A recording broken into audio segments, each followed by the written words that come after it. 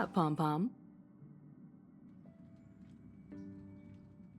Just got a message from the Xianzhou La Fu. Looks like it'll conflict with our original schedule.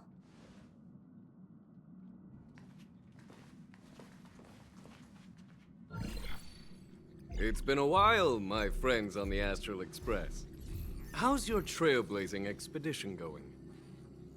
Soon, the Xianzhou Luofu will be holding the Luminary War Dance. Those who have aided the Luofu in overcoming the crisis are cherished allies of the Xianzhou. Thus, on behalf of the Seat of Divine Foresight, I'm extending an invitation to attend the ceremony. Your presence would be greatly appreciated. Well, things are getting lively. We've barely recovered from the family's Charmony Festival, and we're already being invited to another special event.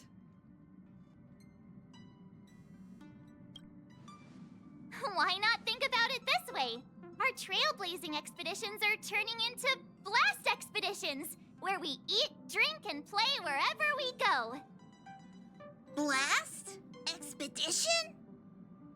Yeah! Wherever we go, we eat, play, and have a blast!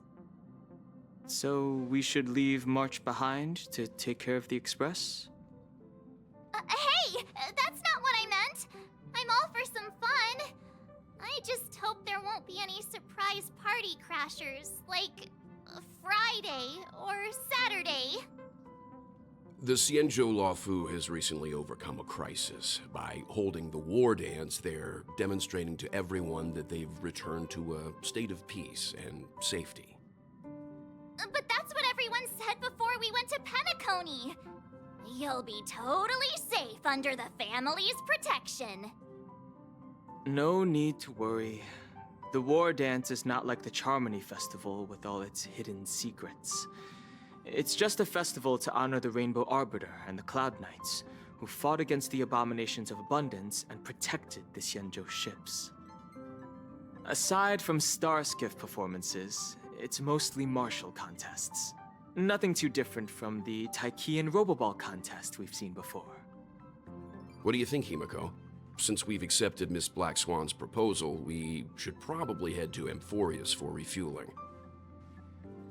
There's certainly no rush. This trailblazing expedition is quite unique, and the Express needs to be fully stocked and prepared before moving on to the next stop. With Madame Herta's help, I was planning to deliver some Leviathan fossils from Kalinga Abyss to Ron May, member 81 of the Genius Society. It could earn us some favors before we set off. However, it may take a few weeks. Aw, so that means we're not going to the Luofu. Being an adult means maintaining relationships, whether we like it or not, March. Since we've been invited, it's only right for the Astral Express to attend the ceremony. So here's the plan. Pom-Pom will take everyone to the Xianzhou Luofu. Mr. Yang and I will meet up with Ron May and fulfill our promise.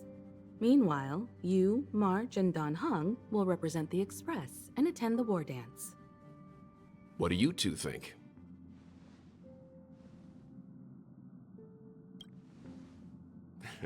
I don't hear any objections. Now that everyone's on board with the plan, it's time to warp to the Xianzhou Luofu.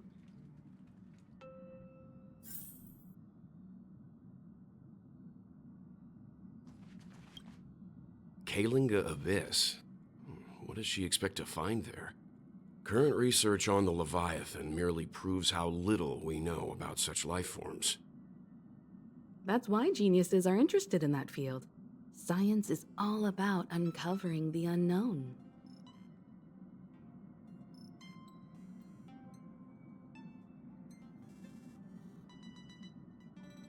Don't miss us too much.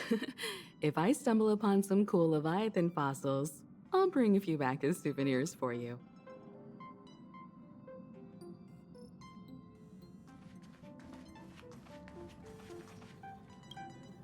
Himiko really knows how to convince people. Between Leviathan fossils and the war dance, the latter definitely sounds more fun. By the way, Don Hung, this time you'll be taking a stroll with us on the Lafu, right? And just let you two wander around aimlessly on the Luofu by yourselves? I don't think so. Plus, Mr. Yang is right. The Ambrosial Arbor crisis just ended, and both the long life and short life species are still feeling uneasy. And that's why Jing Yuan wants to organize the war dance, to show that the Xianzhou Luofu is stable and safe. And since he has extended an invitation, it's only right that I visit my old friend. Coming back to this place brings back so many memories, you know? Hey, I'm not actually gonna recite a poem. I was just thinking about all the twists and turns we went through when we first arrived on the Xianzhou. This time, we're not being forced or enticed or chasing after wanted criminals. And we didn't have to sneak in through the cargo dock. This trip has been incredibly smooth. Quite unusual, I must say.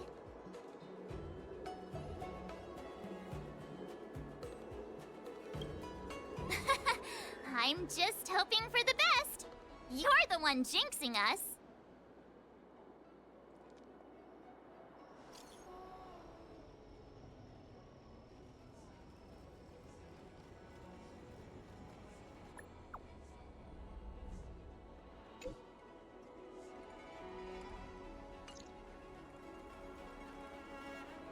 Is the Starskiff Haven always this crowded? There's so many people here. I can barely hear anything. Yanqing said General Jingyuan sent him to welcome us, but where is he? Let's wait for... Hey, you guys! Hold on a moment. Did they just call us? Look at their outfits. They're from Penacony, right? Are you familiar with the Xianzhou Luofu? We know a little bit about it. What do you need? We are from Penacony. Maybe you've heard of it. We came to this ship to gather interesting materials for making dream bubbles. Oh, we just left there. Oh, talk about coincidence. That's great. Do you know any must-see attractions on the Luofu? Exactly! We're Xianzhou experts. Most of the tourists around at the moment are here to attend the war dance. And that's why we're here too. Yeah, we know about that ceremony. But isn't the fighting ring still closed? I've heard the ring was actually converted from a huge decommissioned Luofu fighter jet. No doubt about it. It's a massive fighter jet. It's got to be larger than a civilian starskiff.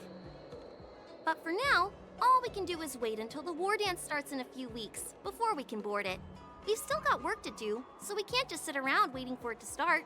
That's why we're asking you about some must-see attractions. We're looking for unique experiences that you won't find on Penacony. Our clients love these kinds of dream bubbles the most. You're the expert here. Give them some suggestions.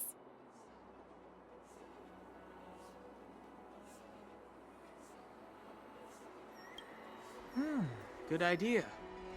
The everyday vibe of the Aurum Alley is a rare find on the planet of festivities. Everyday vibe. Yeah, our clients have had their fair share of adrenaline-pumping dreamscapes. Maybe something down to earth would touch their hearts. Thanks for the suggestion. We'll head to the Aurum Alley to gather materials. Maybe we'll run into each other there in a couple of days. Look, Yanqing's here. Really? Let's go catch up with him. Hey everyone, it's been a while. It doesn't feel like it's been that long since we last saw you. But, Yanqing, are you... What's up, Miss March? They say kids grow up really fast. Yenching, are you a little bit taller than before? We've only been away for a few months.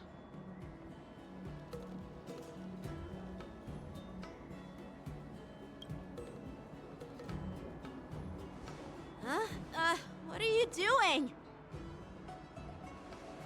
Sorry, but after our previous adventures, I've become suspicious of whoever greets us first. Do you have to be suspicious around me too? You know, the last time we came to the Xianzhou, the first person who greeted us was... I get it. Better safe than sorry.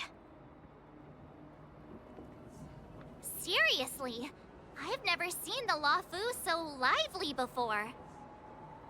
I was a bit worried that holding the war dance right after the Ambrosial Arbor crisis might be too soon. But seeing the bustling Starskiff Haven, I understand why General Jingyuan chose this timing. Yep. There's people from other delves and travelers like you three who have come from afar. With the war dance coming up, there's a huge number of visitors pouring into the Starskiff Haven. The Cloud Knights are working hard to keep the security tight. The General said this ceremony would help the Xianzhou Luofu recover from the crisis.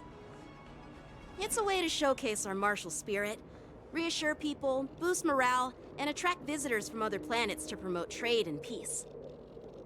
By the way, the Xianzhou Alliance places great importance on this ceremony too.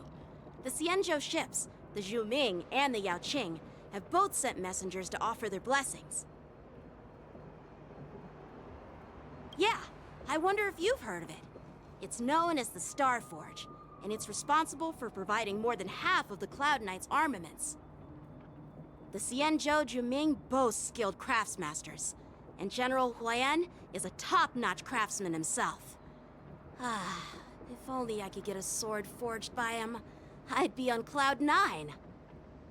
By the way, Yenching, where are we headed next?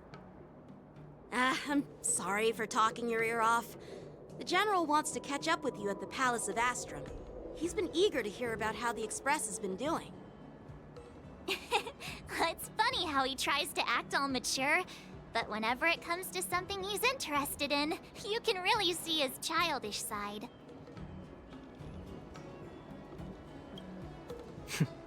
I agree.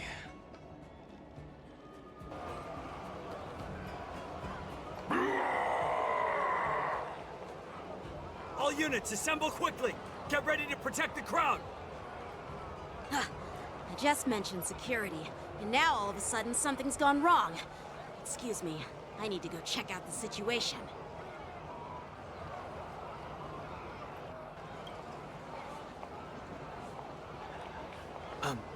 We'll go with you.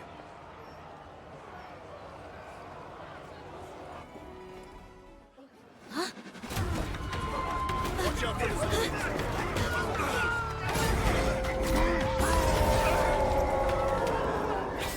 Protect the civilians. I'll deal with him.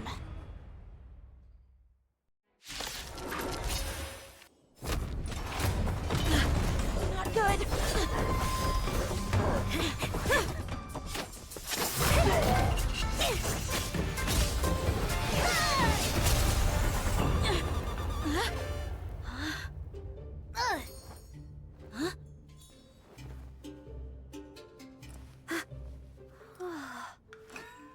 Thanks for the help. Sorry, no time to chat. Could you give me back my... Wait! My sword! I'm sorry, but I'm afraid we'll have to put our plans on hold for now. I need to find out what's going on.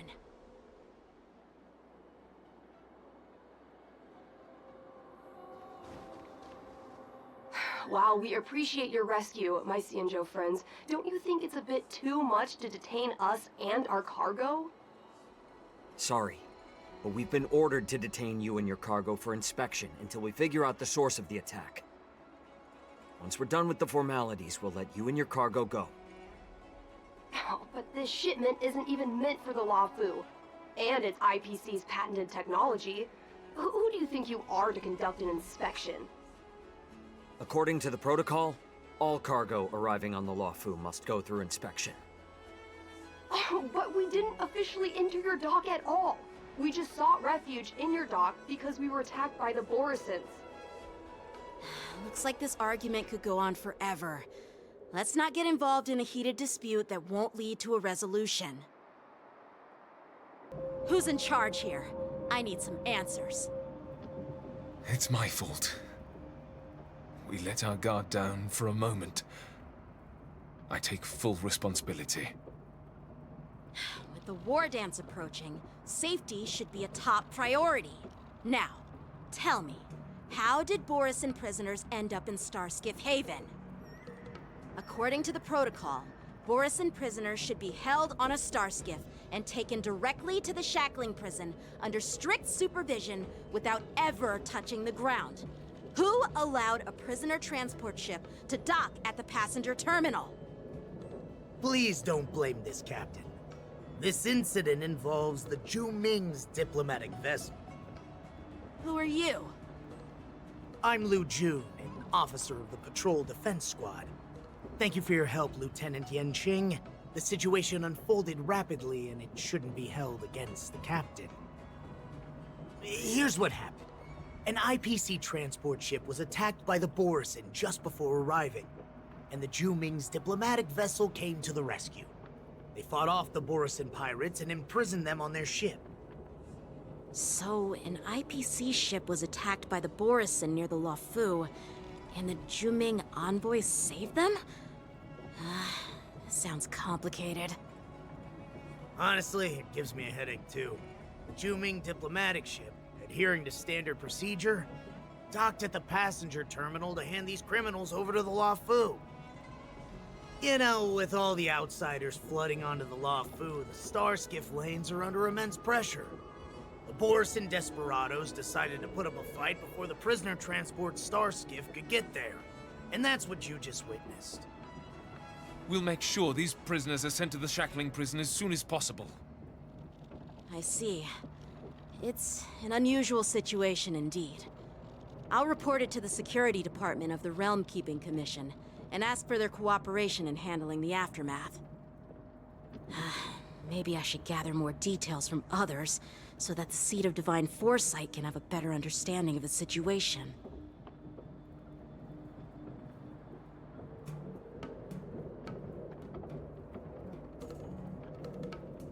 Oh, you look much maturer now, Yanqing. Please don't tease me, Miss March. The situation on the Xianzhou before the war dance is like a calm lake that can be disturbed by even the smallest pebble, capable of generating far-reaching ripples with even the slightest disturbance. What are those people? I mean, those monsters we just dealt with?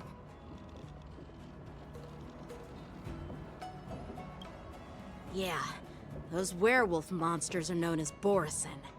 They are abominations of abundance, and we've been fighting them for a very long time.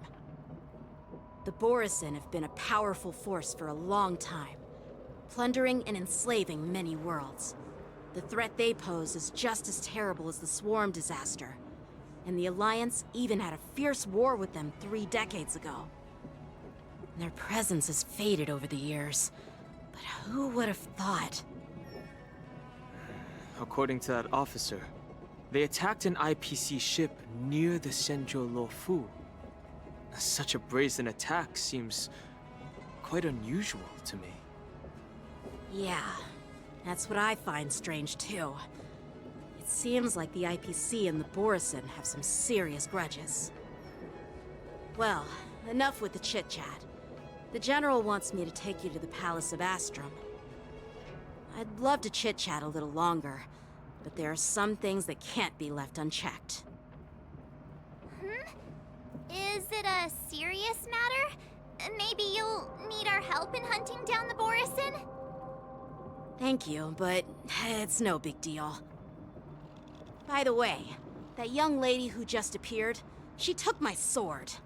I'm thinking of filing a lost property report at the Realm Keeping Commission to see if I can get it back. I doubt did it on purpose.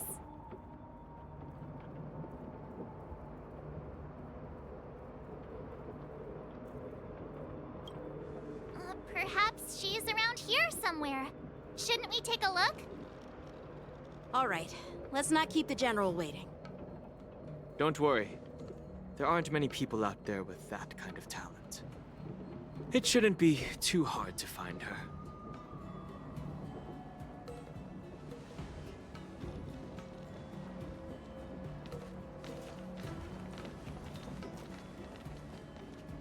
There sure are a lot of troublemakers around.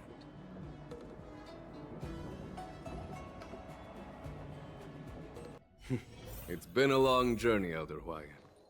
Thank you for your presence. Don't mention it. Thank you for taking the time to welcome me.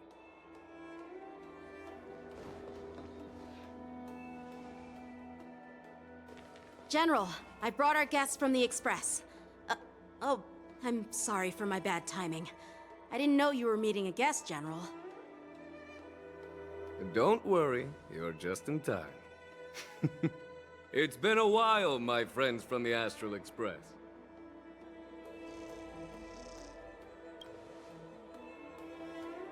All is well when you have friends coming from afar. Allow me to introduce you to General Hwayan. He's the Arbiter General of the Xianzhou Zhuming, known as the Flaming Heart. No need to be so formal. I'm just a tourist here, no different from other tourists who've come to attend the ceremony. Elder Hwayan is not only one of the Arbiter Generals, but also the Furnace Master of the Artisanship Commission. Besides his martial skills, he excels in forging various weapons. Such talents are unique, even among the Arbiter Generals. Be it Arbiter General or Furnace Master, these are merely titles given to me long ago. I've retired several times already, but with the current change in circumstances, the Marshal has called me back to duty, and I had no choice but to answer the call. Well, in the end, I'm to blame. Living such a long life naturally brings its share of disapproval. It's an honor to meet you, General Hwayan. It's my honor to meet you, General Hwayan.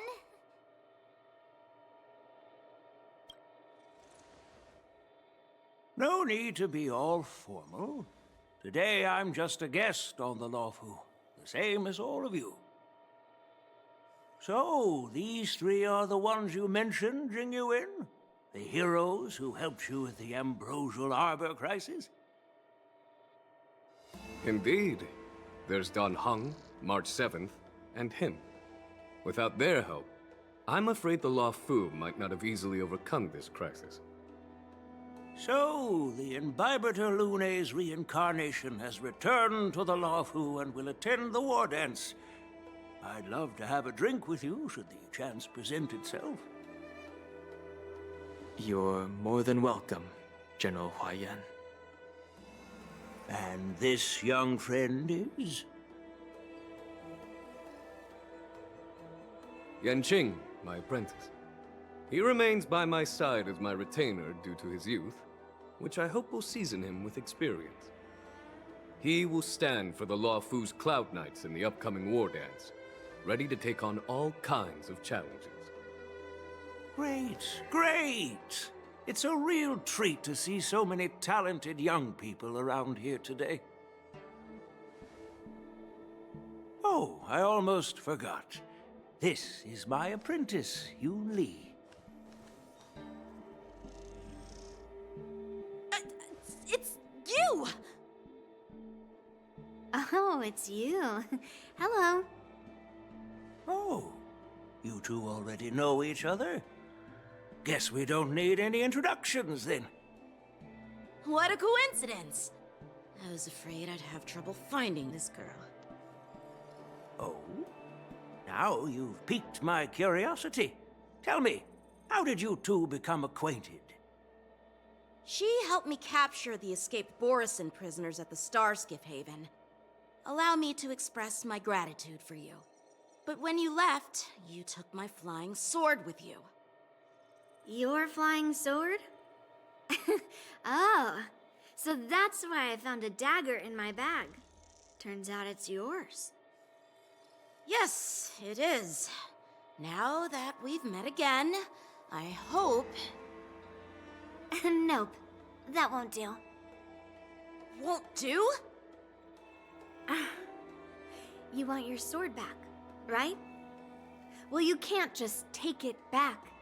On the Juming, when you lose your sword on the battlefield, you have to reclaim it on the battlefield. As for this little sword, it was supposed to strike that escaped Borisin prisoner.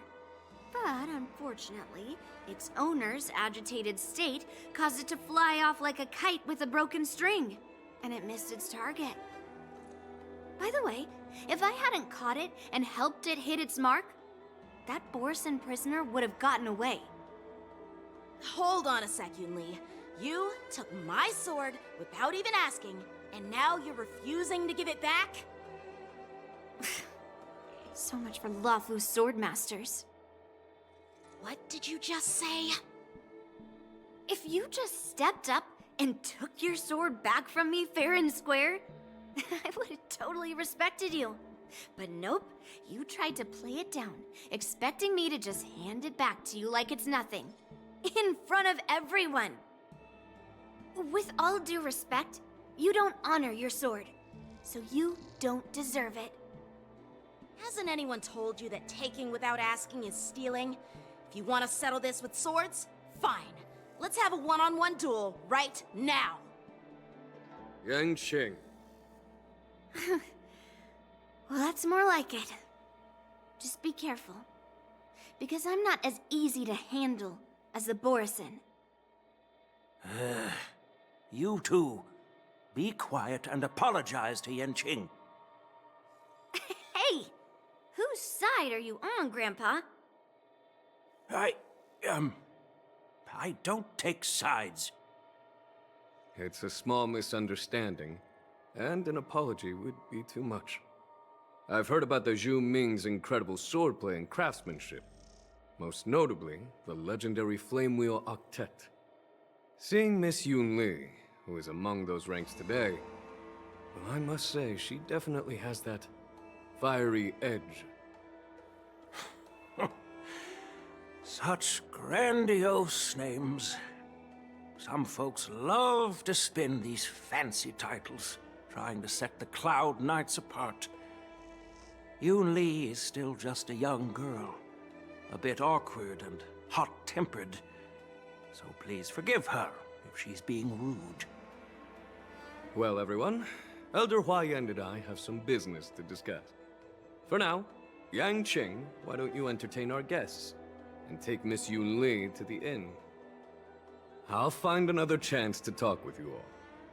I'd like to express my gratitude to the Astral Express for helping the Luofu during the crisis. That's so kind of you. I mean, you've already thanked us so many times. Please forgive me for coming at an inconvenient time. You needn't apologize, General Huayan. All right, Yun Li. Take this opportunity to clear things up with Yanqing. Yeah. It's better to make friends than enemies. But I won't be heading to the inn just yet. I want to visit Lingsha. She just arrived in the Luofu and could use some help settling in. Yang Qing, once you've helped our guests get settled, go to the Artisanship Commission for me. I've heard about the attack and the detainment of the IPC ship.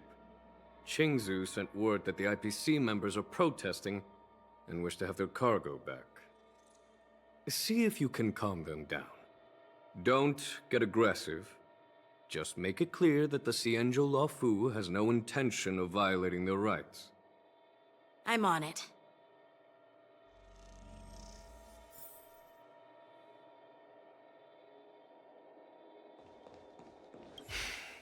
I'm sorry for Yang Qing's rudeness. Not at all. Taunted by Yun Li like that, even a training dummy would be angry. You've taught your apprentice well. If it were me in my younger days, I'm afraid I'd have drawn my sword and fought. Yen Qing can understand your concerns. On the other hand, Yun Li is still a naive girl who's only interested in swordplay. Honestly, I brought her here to participate in the war dance because I want to broaden her horizons.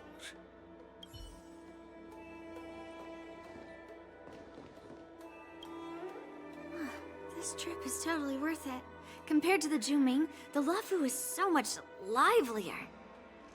But it's a shame the Luofu swordmasters don't seem that great. Glad to meet you too. Are you here to participate in the war dance?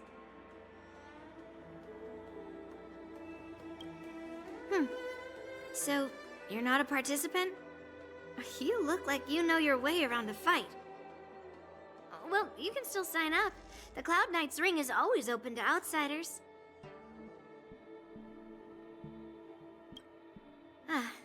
That's how outsiders refer to my peers in the Juming Cloud Knights and the Artisanship Commission. We all train under Grandpa's guidance, learning the art of craftsmanship and swordplay. That's how we got that title, I guess. Just don't mention it in front of Grandpa. He always says that empty titles bring pointless challenges and conflicts. We Juming swordmasters pride ourselves on the success of the group over the individual. I have some things to do. Besides, little Yen Qing doesn't seem too happy about me tagging along.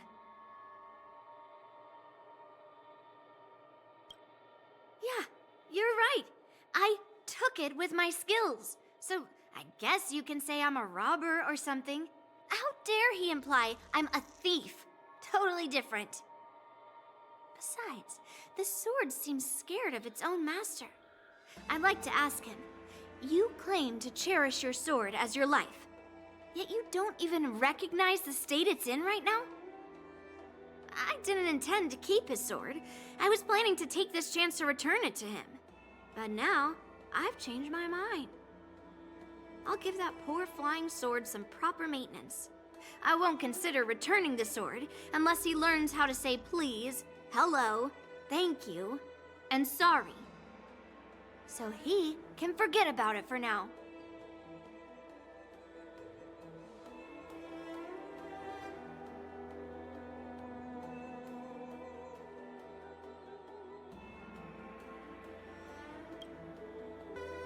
Hey, Don Hung. I thought all the Xianzhou generals were like Jing Yuan. But that General Huaiyan, he looks so thin and scraggy, as if even a light breeze would knock him over. Is that old man really an Arbiter General?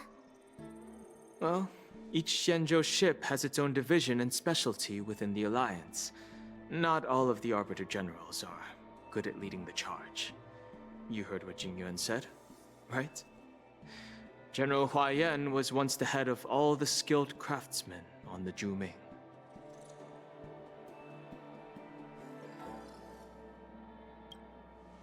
Don't you find it strange? Do Xianzhou people age? I rarely see any old people on the Xianzhou ship. And when I do, they're usually travelers. But General Huaiyan looks like an ordinary old grandpa. Is he really a Xianzhou general? Good question. He's right there. So why don't you ask him yourself? Nah, I'd like to live a little longer. We should leave. General Jing Yuan asked Yen Qing to entertain us, so obviously, he has important matters to discuss. Let's not waste any time here.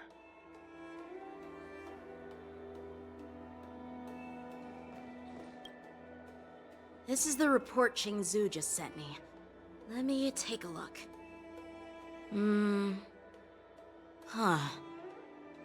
Looks like the General has given me a tough challenge. He wants me to try and help put the IPC's mind at ease. Well, it's not exactly a test. As Cloud Knight officers, we not only learn the art of war and martial arts, but also occasionally have to handle diplomatic disputes. It's just, you know, talking things out isn't as straightforward as duking it out with weapons on the battlefield. This is especially true when you're up against the IPC, with their non-stop corporate babble.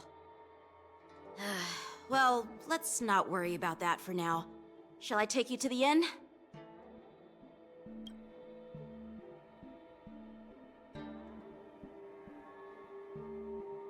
It is the Lawfu's honor to have you in attendance at the war dance. Yet, the fact that a simple martial arts ceremony has attracted esteemed generals from the Zhu Ming and the Yao Qing implies intentions beyond mere spectating. Might there be any specific instructions from the Marshal? You're overthinking it, Jingyuan. As I said, I'm here to broaden my granddaughter's horizons. I have no ulterior motives. However, I have no clue what the Yao Qing Arbiter General has in mind. Do you remember when you accepted this position?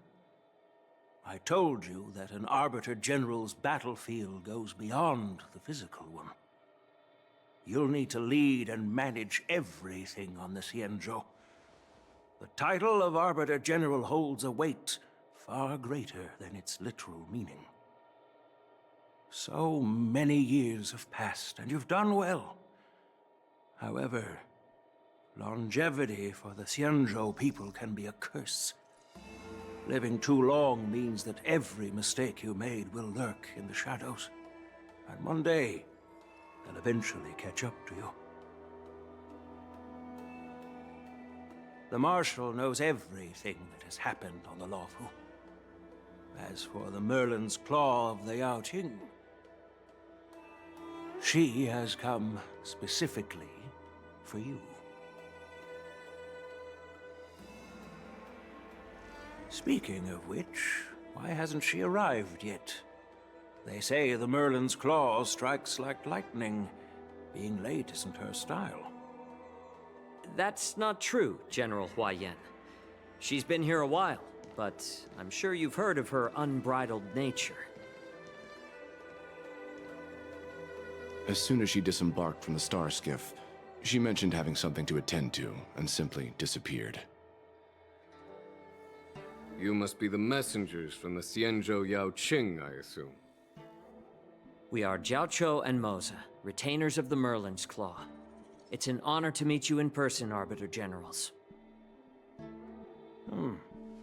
Now this is interesting. A guest who doesn't come to visit but sends a message instead. What does she mean? Tell me, what could be more important to her than coming here? Master heard about a spectacular view in Scale Gorge Waterscape. I believe she went there to enjoy it. A spectacular view? Ha! Did you hear that, Jingyuan? This person is being sarcastic. Please do not misunderstand me, General Huaiyan. I was simply stating the truth. Master thought it would be inappropriate to keep you waiting, so she sent us here. Once she's finished with admiring the scenery, she'll personally come and apologize to the both of you.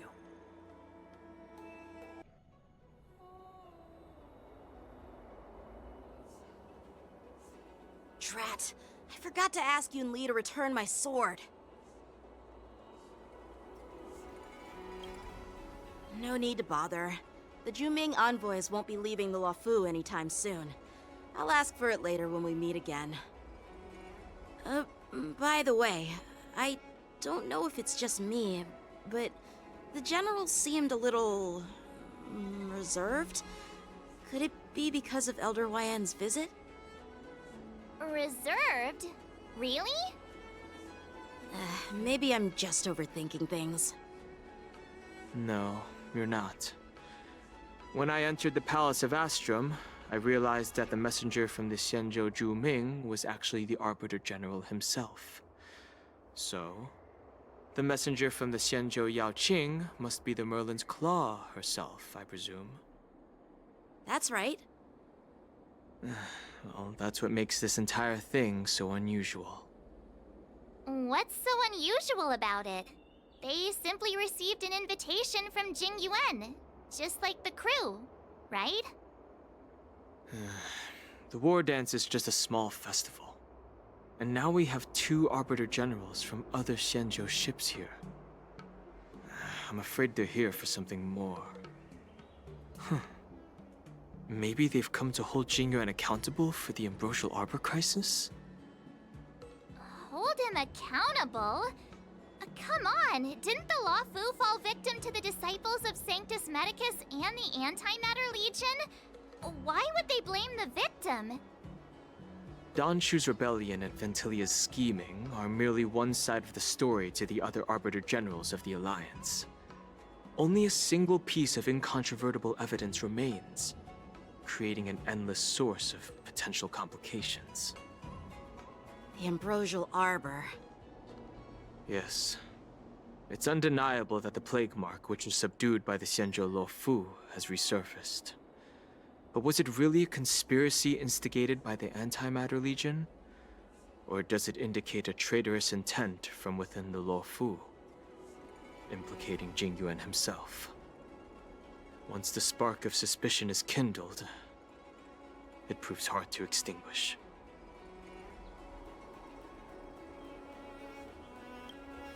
The General must have had that in mind when he invited us to attend the war dance. What was I thinking? Seriously, here I was looking forward to a carefree and enjoyable trip. But it seems wherever we go, drama is just around the corner. Aw, I was so excited. I thought those Arbiter Generals were just here to see the ceremony. By the way, I heard that an alchemist from the Zhuming diplomatic ship has arrived, and rumors say that she's to be the new Cauldron Master of the Alchemy Commission on the Luofu. An alchemist from the Zhuming serving as the Cauldron Master on the Luofu? While it's not unheard of, the timing itself... Thanks to your words, Mr. Danheng. Now I finally see the underlying tensions. The General is under tremendous pressure right now, but I was completely oblivious to his troubles. How naive of me. Come on, don't think like that. Leave the adult matters to the adults. Even if you wanted to do something for the General, it's not like you can do anything. Did I say something wrong? Again? Miss March is right. I don't have the skills to share the General's burdens at the moment. Still, I'll do my best to follow his instructions. Let's go. Once I've taken you to your accommodations, I need to go to the Artisanship Commission to handle the IPC's protest. He looks like he has a lot on his mind. We can't just let him go alone. Why don't we accompany you to the Artisanship Commission? This is too much trouble. While I appreciate your kindness, dealing with the IPC's workers could be tricky. I'm afraid this will cause trouble for the Express. No worries. We're pretty experienced in dealing with the IPC. You've heard of the 10 Stone Hearts? We've dealt with quite a few of them, right?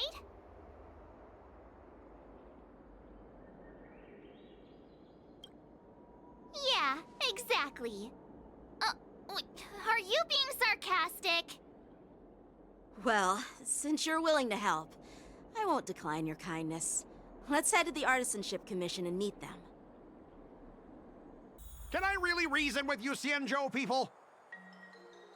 I think I get it now. In your words, this is called looting a burning house, right? But I am trying to reason with you here. Ugh, that toxic voice sounds familiar. Haven't I heard it before in Arum Alley? You know what? This isn't my first time dealing with the Skyfaring Commission. I can handle your unreasonable ways.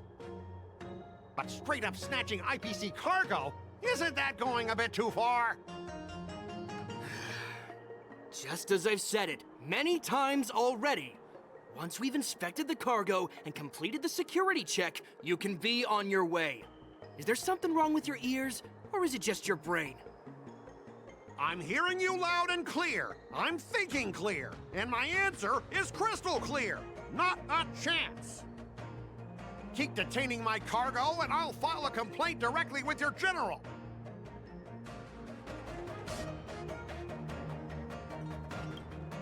You jerk! Who are you calling a dog? Wait, why are you here? You're staying on the Cienjo, are you? What terrible luck! Wherever you go, disasters aren't far behind. Aren't you the guest from the Astral Express? What brings you and Yanqing to the Artisanship Commission? They're in trouble? No, it's me! I'm the one in trouble! Looks like you've met this IPC worker before. I'm not sure if that's a good or a bad thing. I was sent here to deal with the IPC protest, Miss Shikue. What's going on here? As you know, this IPC transport ship was attacked by the Borisin and rescued by the Juming's diplomatic ship. Then the Cloud Knights were instructed to bring it back to the dock for repairs and inspections. And this is Mr. Scott, the person in charge of this transport ship. So, you're Scott. I've heard him mention you. Weren't you kicked off the Lafu before? Why did you come back? Like I wanted to come back. I thought I'd just dock at the harbor for repairs and leave this forsaken place for good. Little did I know, as soon as the ship entered the harbor, a bunch of Cloud Knights showed up and snatched all our cargo from the hold. What do you mean by snatched? I've told you 1,000,000 times. It's a security check. Then why did you bring the cargo to the Artisanship Commission? You even brought in some shady craftsmen. It's obvious you're trying to steal the IPC's patented technology! Listen here. Firstly, the Skyfaring Commission detected dangerous items that could possibly be weapons in your cargo hold. That's why they called me here, to double-check. Secondly, where the heck did you get the idea that I'm a shady craftsman? Even if there are dangerous items, what do they have to do with you? It's not even being shipped to the Lafu. We'll just fix the ship and be on our way. We won't unload our cargo here. But you'll have to stay in the port for several days before your ship is repaired and you can take off again. How can we just leave unchecked items sitting here? I understand, but we don't need to disassemble the cargo if it's just a security check, right? In most cases, we don't.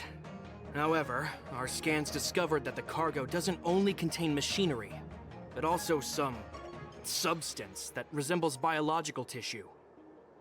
Biological tissue? Does this crate contain living things? I'm afraid we'll need to wait for the Alchemy Commission for further confirmation. In any case, according to our regulations, we need to unseal one of the crates for further examination. But this IPC specialist has been hindering us on the grounds of patent secrecy. The Alliance's regulations on biological products are very strict. Without further inspection, there is no way for the Skyfaring Commission to release the cargo. Oh, really? Fine! If anyone lays a finger on that shipment, they'll have me to deal with. It doesn't matter if it's mechanical or biological. It's none of your business. I'm filing a complaint against the Skyfaring Commission's ridiculous regulations. This Mr. Scott seems stubborn and difficult to persuade. Honestly, I really don't want to have a vicious confrontation with the IPC.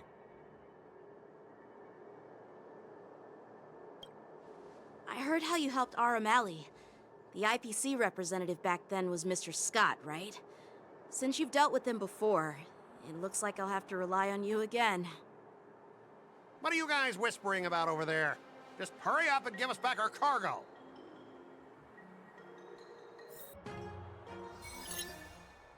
As I recall, this guy won't listen to reason and can only be persuaded with intimidation.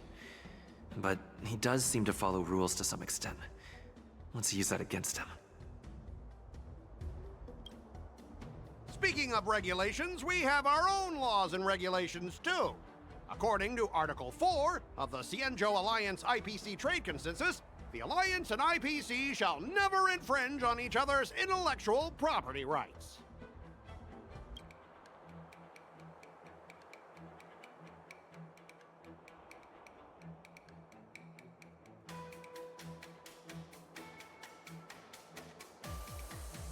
The Alliance can sign a non-disclosure agreement with you.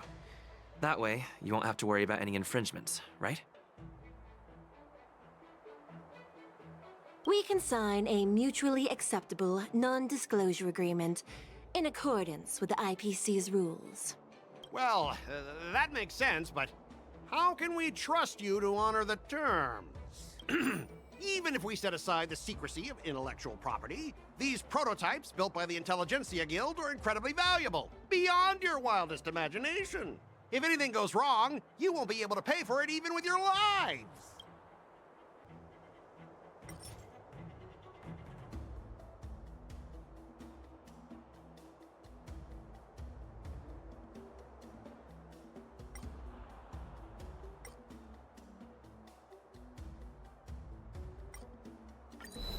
All right, we understand your position, but rules are rules and we can't bend them now.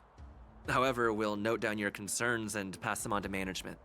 They'll keep you updated on any developments.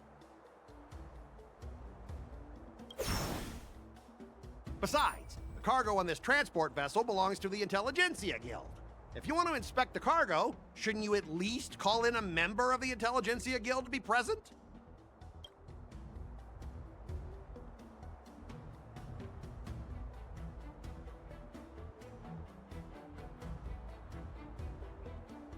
According to the principle of territoriality, since your vessel is stranded on the Xianzhou, the Skyfaring Commission has the right to inspect it. Indeed. According to Article 27 of the Xianzhou Legal Code, all official and private goods upon entering the port shall be subject to inspection. Failure to submit to such inspection shall be deemed equivalent to the possession of unlawful items and shall be subject to legal ramifications. Huh? My synesthesia beacon must not be working, because I have no idea what you just said. Simply put, if you insist on hindering the inspection, we'll have to treat the cargo as unlawful items and confiscate it. Confiscate it? How can you Xianzhou people be so unreasonable? If this were pure point, and incoming cargo posed a safety risk, the IPC would take it in for containment and disposal, correct? That's true. But the IPC sometimes makes exceptions. For example, they've always given special terms to Xianzhou vessels. We both need to follow the regulations, because that's how the IPC and the Xianzhou operate, right? As an IPC worker, I have to abide by its regulations. If I make an exception and allow you to inspect the cargo, it'll spell disaster for me.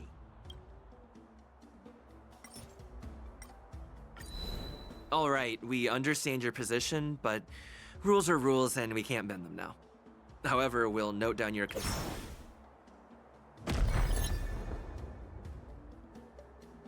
Well, you guys sure know how to argue your case. Fine, I'll allow you to do the security inspection. It's just that, I need some time to sort things out. This is a big deal. Let me talk to headquarters first. So, Mr. Scott, are you just stalling for time and planning to leave the Xianzhou as soon as your ship is repaired? To avoid the Skyfaring Commission's inspection?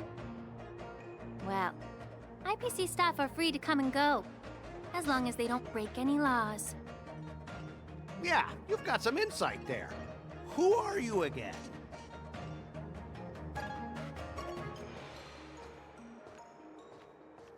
Allow me to introduce myself. I'm Lingsha, Cauldron Master and head of the Alchemy Commission on the Luofu. Could she be? Yeah, she's the new Cauldron Master assigned here from the Xianzhou Zhuming. I received a report from the Artisanship Commission about cargo containing samples of unknown organisms. It said they needed help from the Alchemy Commission. I had nothing better to do, so I came myself. It's fine, Mr. Scott. If you really don't want your cargo to be inspected, it doesn't matter. It doesn't matter? How can you say that? Why are you being so nice all of a sudden? Well, since you're not going to check it, I'll take this crate and be on my way. Is that okay with everyone? Yeah, sure. Why should I object? Not only this sample, but all the goods on the transport ship are yours to keep. Like I said, we won't inspect them. Wait a minute!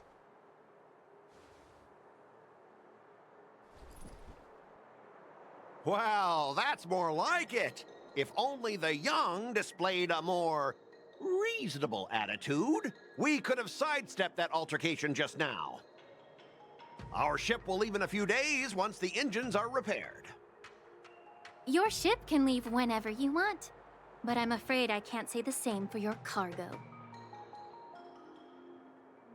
According to the import and export regulations signed between the Xianzhou and IPC, all biological shipments can only leave the port when they have confirmed to be of no threat, or when all biological activity expires. Since we can't determine if your shipment is safe for the environment, I guess we'll have to wait for its biological activity to expire. Let me check the previous cases. Normally, it'll only take around 47 star calendar years.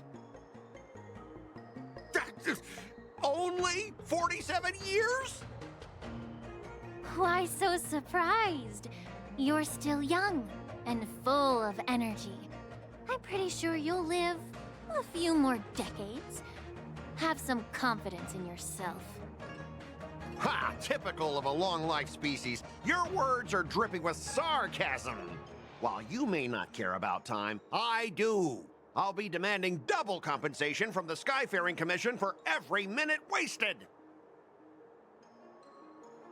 Sure thing, Mr. Scott. You seem pretty confident that your career and life will last long enough to witness this victory unfold.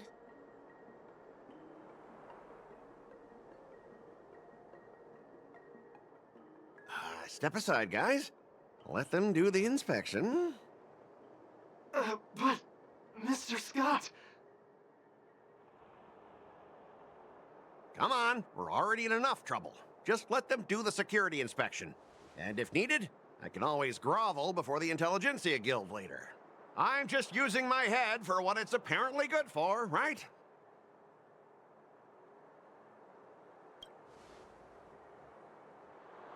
Well, honestly, at least you're not as annoying as that woman. Just get on with the inspection. Don't act all chummy with me now that you've got your way. This lady is really something else.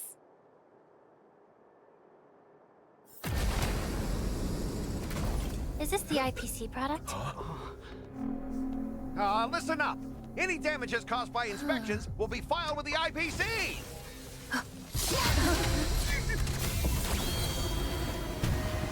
Turn it off.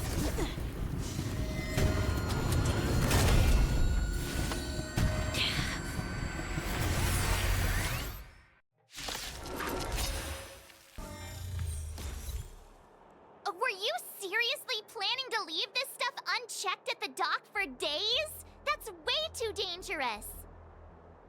I had no idea about it. You must have accidentally triggered the cargo's defense program. I don't think trying to shift the blame is a wise choice. But seriously, I don't know why that thing suddenly started moving. I swear on the Amber Lord. Enough. Miss Shikwe, please escort our IPC guest to the Skyfaring Commission. I'm on it. Please follow me, Mr. Scott.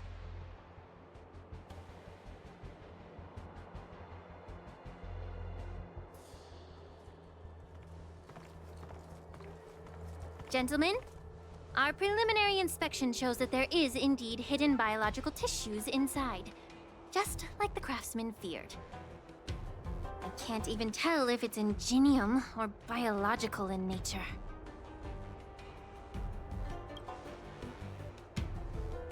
The core of this device is what they call wetware in industry slang. To put it simply, this machine operates with a kind of biological nerve as its control center.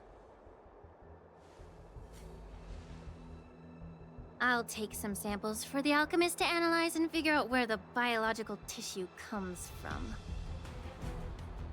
Why would the Intelligentsia Guild use such unethical technology? Perhaps they're trying to create a new weapon? Whatever the reason is, it's probably why the Borisin attacked the ship. No wonder the IPC were trying to obstruct our inspection. I'll contact the Ten Lords Commission and ask the judges to come and give their final verdict on this. According to our rules, all prisoners and weapons involving dangerous creatures must be taken to the shackling prison for further sentencing. After all, it's the safest place on the Luofu. As for you, Mr. Craftsman, please go with the Cloud Knights and explain the situation to the judge.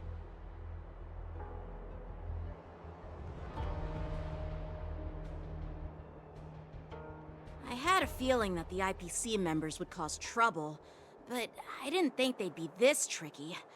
Thanks for your help, Miss Linksha. I should thank you for saving my life. Your sword skills were impressive. Taking down that big guy. I thought the General's retainers were all burly martial masters. I didn't expect Yenqing to be so...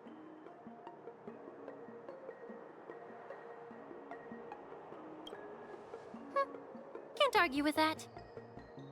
As for you, you must be the guests from the Astral Express, right? Saving the Luofu from that crisis. It's so impressive. It wasn't a big deal. Really. It's still early, so why don't we get some tea at the Alchemy Commission?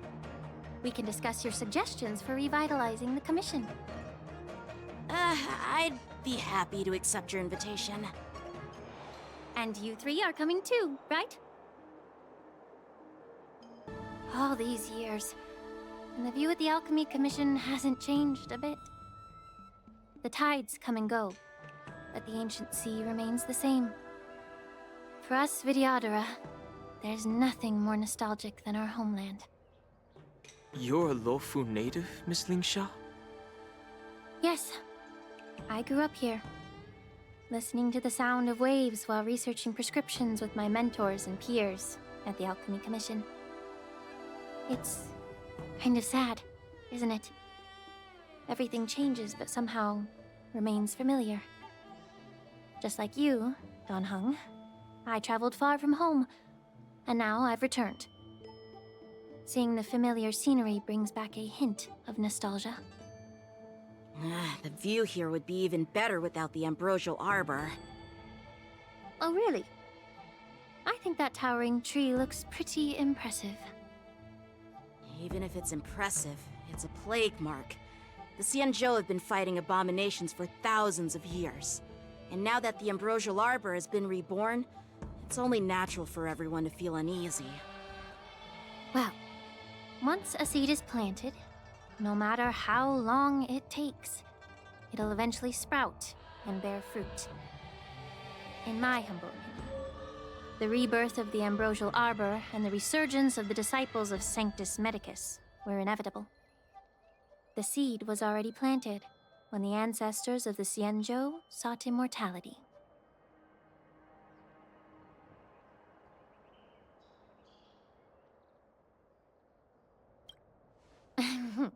My bad. Well, since you went through the entire Ambrosial Arbor crisis firsthand, Dan Heng and Lieutenant Yenqing, I'd like to discuss something with you. What would you like to discuss, Miss Linksha? I was lucky enough to be chosen by the Alliance to come in and clean up all the old grime in the Alchemy Commission. Honestly, the Alchemy Commission is riddled with problems and has reached a point where fixing it seems impossible. I'm looking to remedy this problem, but was wondering if you could provide any insights. Well, Even though I'm a Vidyadharan like you, I'm an outsider, just like my companions here. I can't really say much about a remedy, but I do have a piece of advice, Miss Lingsha. The Vidyadhara and the Alchemy Commission on the Luofu have always been intricately connected. If you cannot distance yourself from these ties, Miss Lingsha, changing the situation within the Alchemy Commission may be quite challenging. I may not know about politics, but I do know that the disciples of Sanctus Medicus have been operating within the Alchemy Commission for years. If you're determined to root them out, maybe you should discuss it with the General.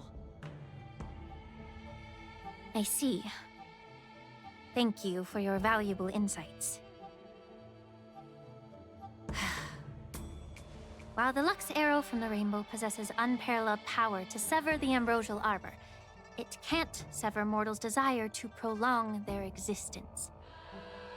Just like how the Cloud Knights can eliminate the remnants of the disciples of Sanctus Medicus, but are unable to calm the hearts and minds of the people within the Alchemy Commission. Our Xianzhou forebears knew this well, and that's why they entrusted the duty of guarding the roots of the Arbor to the Vidyadhara. However, the Vidyadhara are still only mortal beings. 30 years ago, my mentor served as Alchemy Commission's Cauldron Master. She recognized the emerging undercurrents and sought to cleanse the source of the disturbance.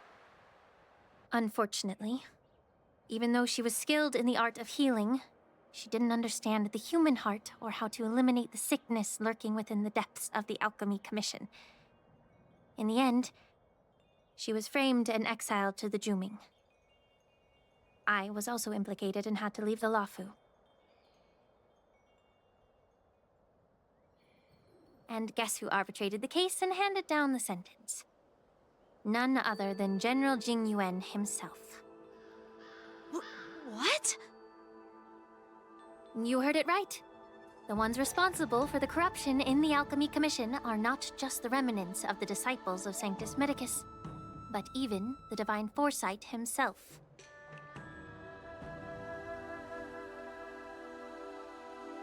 Alas, why is your face turning pale, Yanqing? Don't worry about it. I understand that when someone holds a position of power, they may sometimes have to make tough decisions. I won't hold any personal grudges against him. Besides, at our age, holding personal grudges is a luxury we can't afford. Lingsha, you're back! I've been waiting ages for you.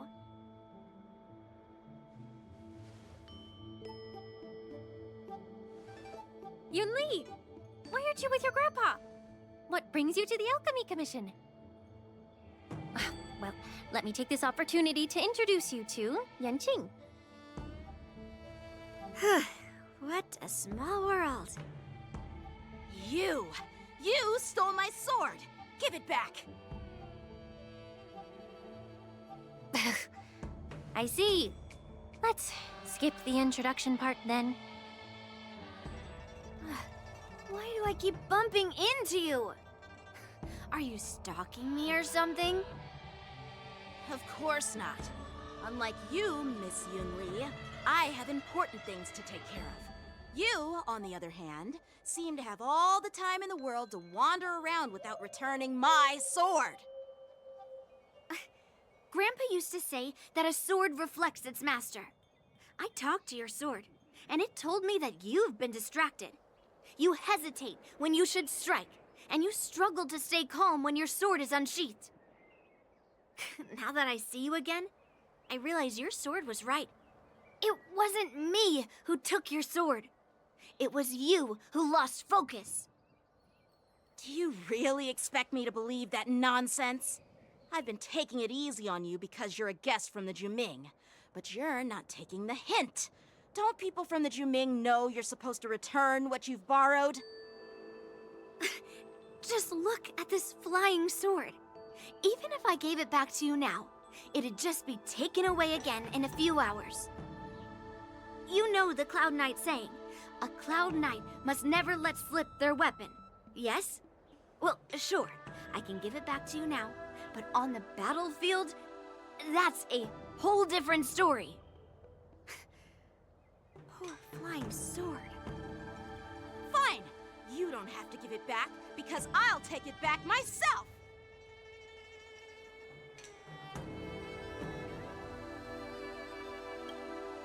Between these two, who do you think is tougher, Dan Heng? Don't get me wrong. I'm just curious. Get ready to separate them. It is my first day at the Alchemy Commission. A brawl is definitely not how I imagined celebrating it. Well, since you don't approve, I won't draw my sword here. I didn't mean it in that way. Since you've already drawn your swords, you'd be disappointed if you didn't get to test one another, right? I've received reports that the delves near the Alchemy Commission are still infested with abominations. Seems like my predecessors left quite a mess. So, if you two want to determine who's better, why not focus on them instead of each other? Clearing out some abominations? Sounds boring. It's the Cloud Knight's duty to eliminate those abominations. You don't have to ask me twice, Miss Lingsha. I'll help you get rid of them.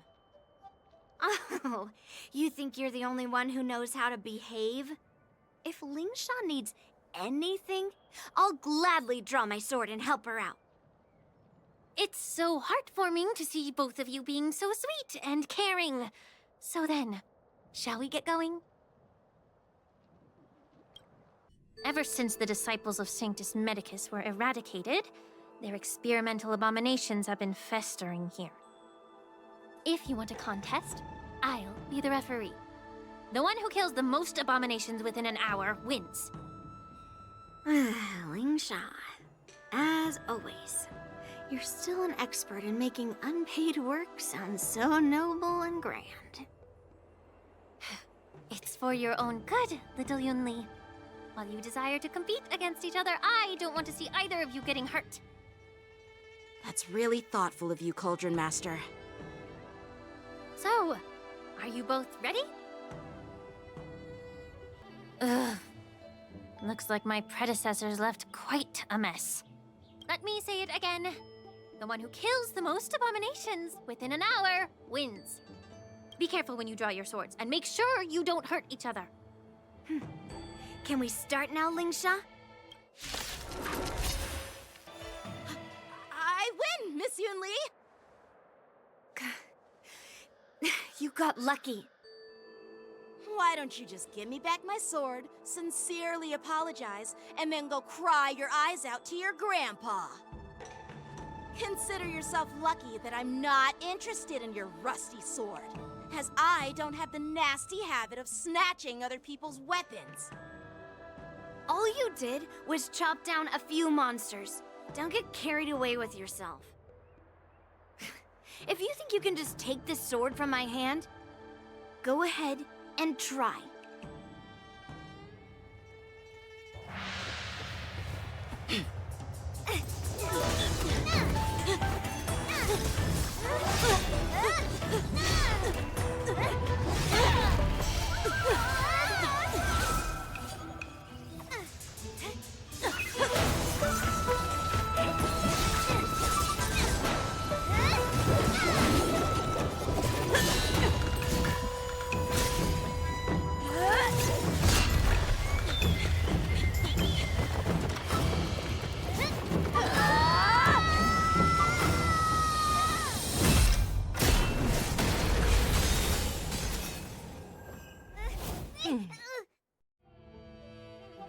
Well fought, my young friends. However, both of you have shortcomings. One of you focuses on dodging and weaving, while the other relies on brute strength, trying to take down targets with a single strike. Who are you? Me? I'm just a patient seeking medicine from the Alchemy Commission. A passerby, if you will. I thought I'd see my fill of impressive fights during the war dance. Yet here I am, able to witness a remarkable fight at the Alchemy Commission, of all places. Well, the Lawfu is never short of surprises. However, I have a small suggestion for you. Why don't you settle this dispute fair and square in the War Dance's ring? That way, you can resolve your differences with a proper duel and put your grudges behind you. Grudges? No, not at all. Yunli and I, we were just sparring. Sparring? You summoned your flying swords and she swung her sword with full strength. No grudges between you. I don't believe it. Aha! What brings you here, Lady Fei Xiao? Have you finished your health consultation with the Dragon Lady? Fei Xiao? Grandpa always talks about you. Could it be that you're... The Merlin's Claw of the Xianzhou Yaoqing? Looks like I'm quite famous on the Xianzhou Lawfu, too. Of course. Everyone has heard of the great general. Known to all, and unbeknown to none. Great General? Isn't that title a bit too narcissistic? I don't like it. Ooh, I heard there's a dozing general on the Lawfu, so I came up with a humble nickname for myself. The Lacking General. Lacking in worries, regrets, and rivals. Sounds much better, right? Yeah, that's a befitting title that sounds both humble and impressive. Now that the sparring session is over, Yanqing and Yunli, shouldn't you politely thank General Fei Xiao for her guidance and bury the hatchet? Here's your sword. Keep it safe. Or it might get taken away again. By the way, we haven't settled the score yet. I'll defeat you fair and square next time we fight. This is how she apologizes? Now that I finally got my sword back, I should report to the seat of divine foresight. I'll take my leave, General Fei Xiao.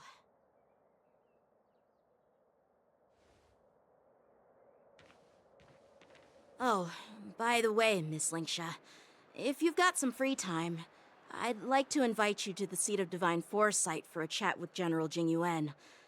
I think there's more to those personal grudges you mentioned earlier.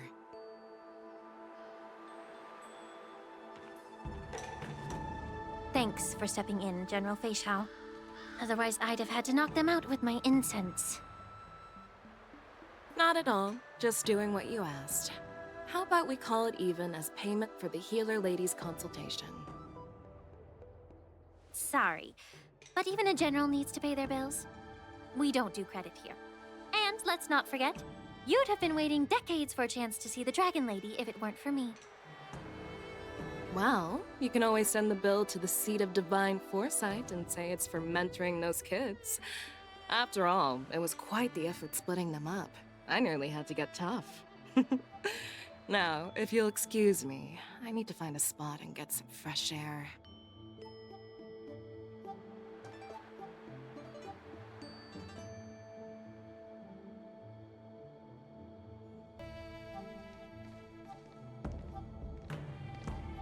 Back already? You've met with Jing Yuan and wandered around for a few hours. So, what do you think? It appears that the Divine Foresight is using this war dance as a show of strength to convince everyone that the Lawfu is prospering after the Ambrosial Arbor crisis. But... I know you're going to say but, right? But the influx of people attending the war dance is like a breeding ground for disorder and rumors. One wrong move, and the Lawfu could be in a world of chaos. The Cloud Knights on the streets remain vigilant, so at the very least, General Jingyuan is aware of this. As for other matters, I'm unable to say. I'd prefer to be excused from future meetings with generals. I'm just a military healer. And now all of a sudden I'm thrust onto the center stage having cordial chats with two generals? My work doesn't lend itself to being in the limelight either. Just stop whining. At least you're in one piece, right? Before getting in touch with General Jing Yuan, I wanted to put aside my assumptions and see his momentum. That includes the overall bearing of the Cloud Knights on the street, what people are saying, and how those close to him behave. The might of an army dwells not within its pawns, but within the force of its collective momentum. Recognizing this fact reveals the true measure of power. Thanks for enlightening me, General. A perfectly clear statement turned confusing thanks to your translation. You've made me lose where I was now. Anyway, this is how I operate in battle, so you might as well get used to it. Are you treating General Jingyuan as your enemy? The longest-serving general of the Xianzhou Luofu. Do you think he'd have only a few enemies? By the way, General, you met the healer lady, yes? Could you show me the medicine she prescribed you? Well, the healer lady couldn't do anything about my condition. She just told me to enjoy some tasty food. So not even the famed healer lady could help? Don't worry. I'll fulfill my promise and find a way to cure you. Actually, I've found some leads. Well, life and death, Jiao Chou. It's all predetermined. Upon starting my military career, I made a pledge that the rest of my life would be dedicated to being the Xianzhou spearhead, hunting down the abominations of abundance till the end of my days. As long as I can fulfill that deep-seated desire, I don't care how long I live. You asked if I view General Jing Yuan as my enemy. No. My real enemy has always been myself.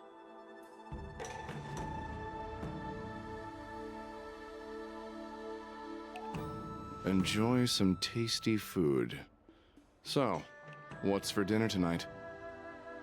Jeez. You really know how to read the room, don't you? You guys figure it out for yourselves. I'm due to catch up with an old war friend I've not seen for quite a long time.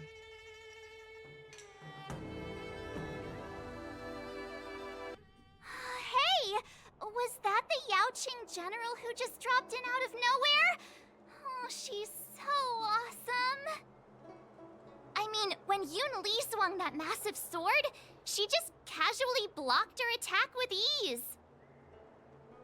Mine too. Yeah. But to go up against Yun Li is quite impressive, you know? That aura of heroism and grace, it almost makes me want to learn Xianzhou swordplay. You think so too, right?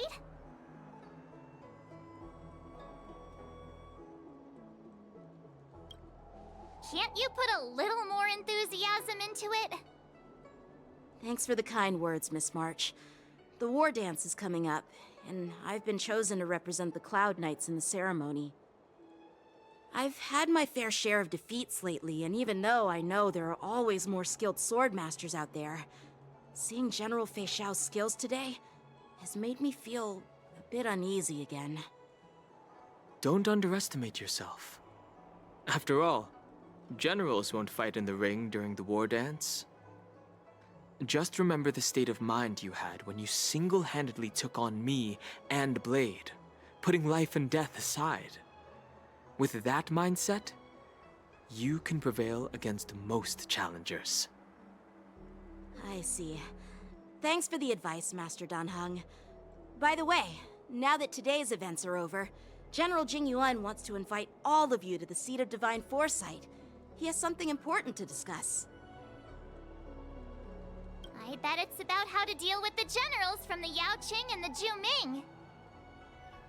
I really don't want to get caught up in grown-up games so soon. I just hope Generals Fei Xiao and Huaiyan can see the truth. We don't need any more chaos on the Luofu before the war dance. Earlier at the Palace of Astrum, I introduced these guests from the Astral Express to you, Elder Huaiyan. But with all the people around, we only exchanged pleasantries. Now, I'd like to officially introduce them to you. These three braved great dangers, accompanying me into perilous places, defeating the chief culprit Vantilia, and uncovering the conspiracies of the disciples of Sanctus Medicus. If you wish to know more, please, feel free to ask us. Well, I skimmed through the reports about the Arbor's rebirth from the Master Diviner Hu Xuan. She's been summoned to the Yuchui for questioning. There are a lot of doubts within the Alliance about this whole situation. But despite all that, I believe in you. Since you joined the ranks, you have repeatedly achieved remarkable feats. After the High Cloud Quintet each went their separate ways, despite the many criticisms within the Alliance, the Marshal still stood firm against the dissenting voices and entrusted the Luofu to you. Over the years, you've served the Alliance with loyalty and wisdom. You've taken down abominations in Thalassa, rescued the Xianzhou Yuchui from a siege, and destroyed the demonic planet summoned by the denizens of abundance. I still remember those battles vividly. There are fools who doubt your loyalty. They're happy to see the divine foresight fail because it gives them some kind of sick satisfaction. They haven't achieved anything of their own, so they feed off the failures of others.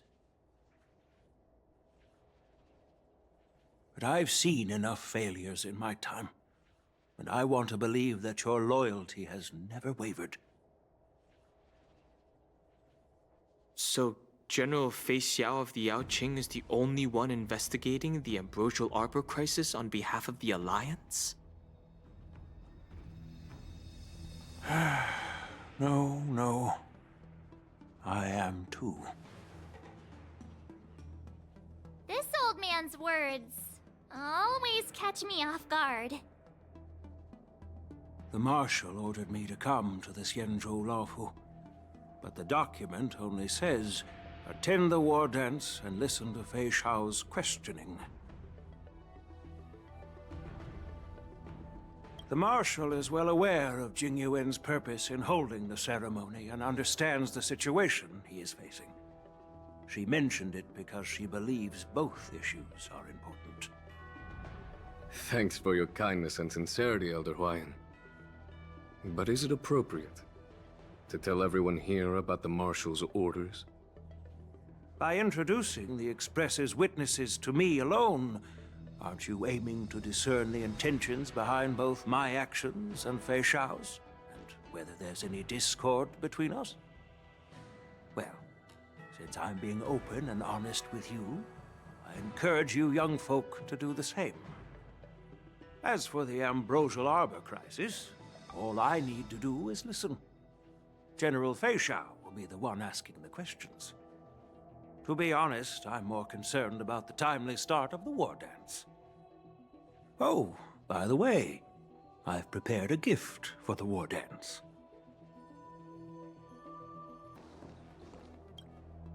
Yes, it's this case right here.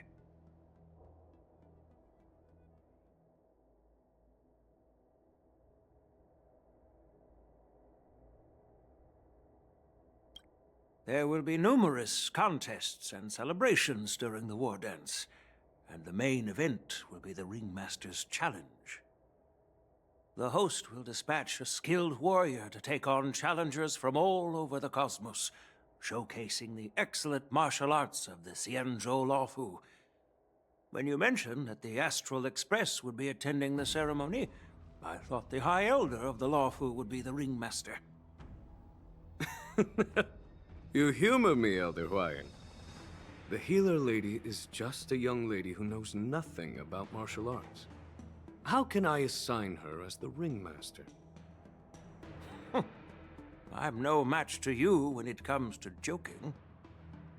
What's this box for? Why don't you open it, General Huayan? This sword case is intended for the War Dance's award.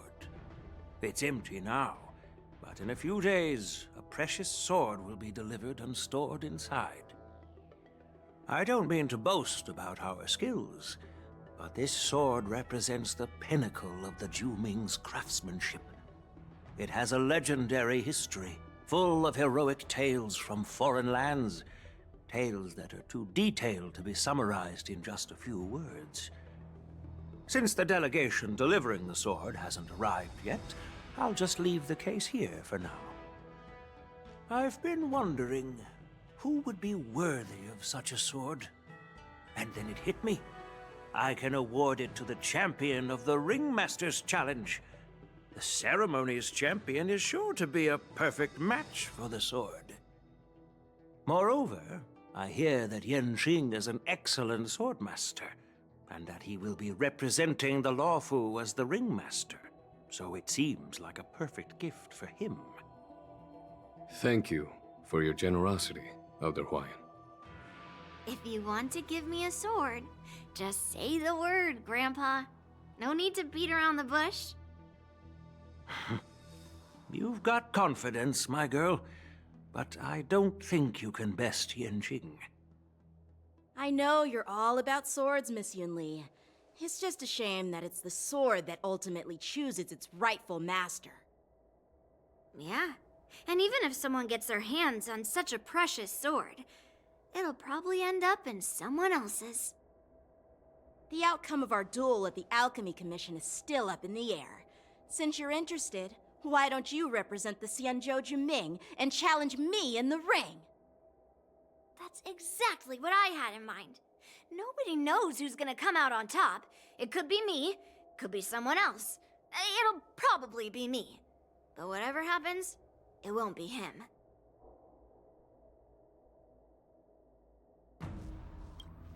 Not to be rude or anything, we've been watching their drama. I'm dying to find out who beats who. Quiet down. We have other guests here. I've prepared this sword to add some excitement to the ceremony, not to have you two squabble. It's not a good look for the Alliance. While you both seem confident that you'll win, you need to remember there can only be one winner and one loser in the ring, which could lead to hard feelings. Actually, I have an idea. We don't know who the winner will be, and it might not be either of you. But if you're eyeing that prize, you'll need to work together.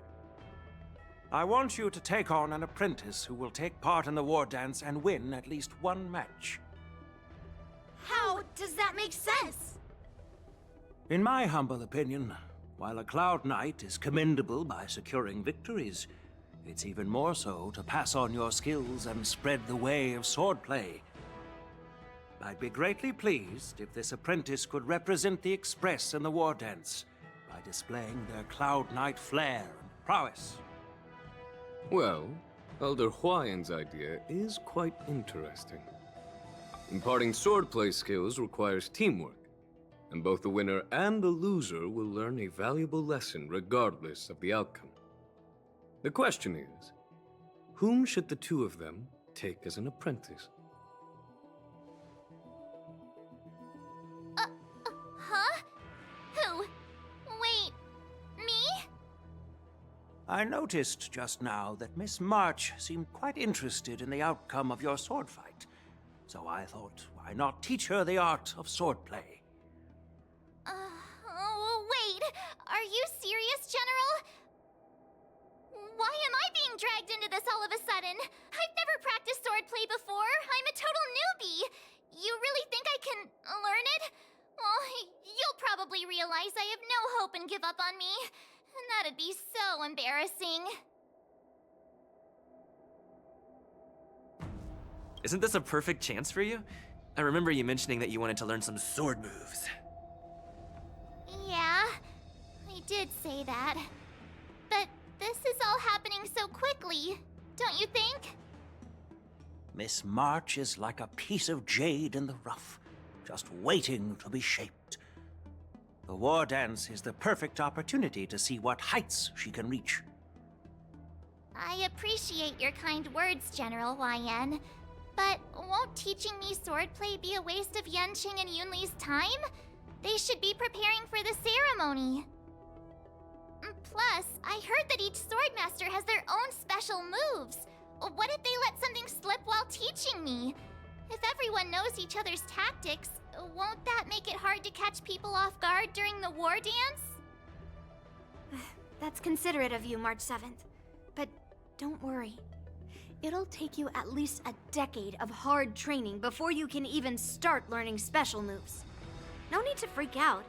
A few Juming swordplay tricks will mean you'll be more than equipped. Really? Looks like March's curiosity has been piqued.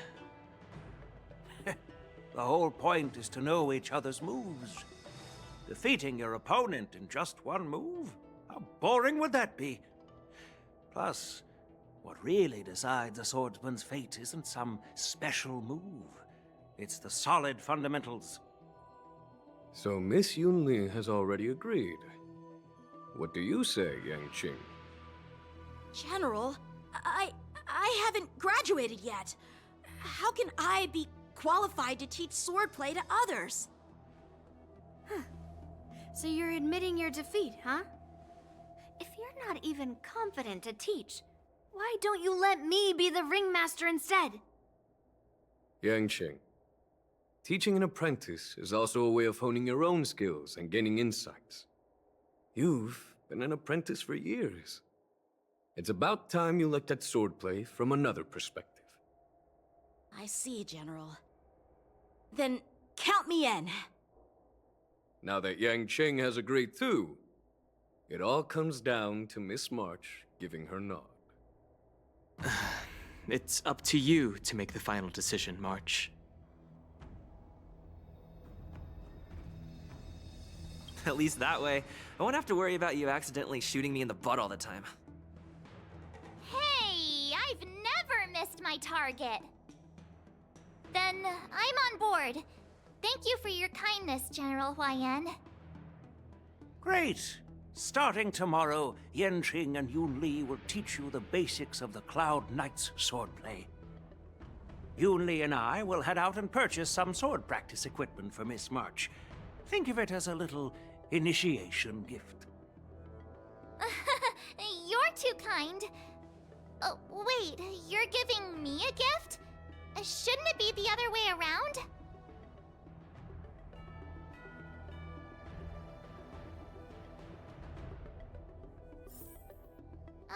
General YN's gone. Wait, why does something feel off about what we talked about?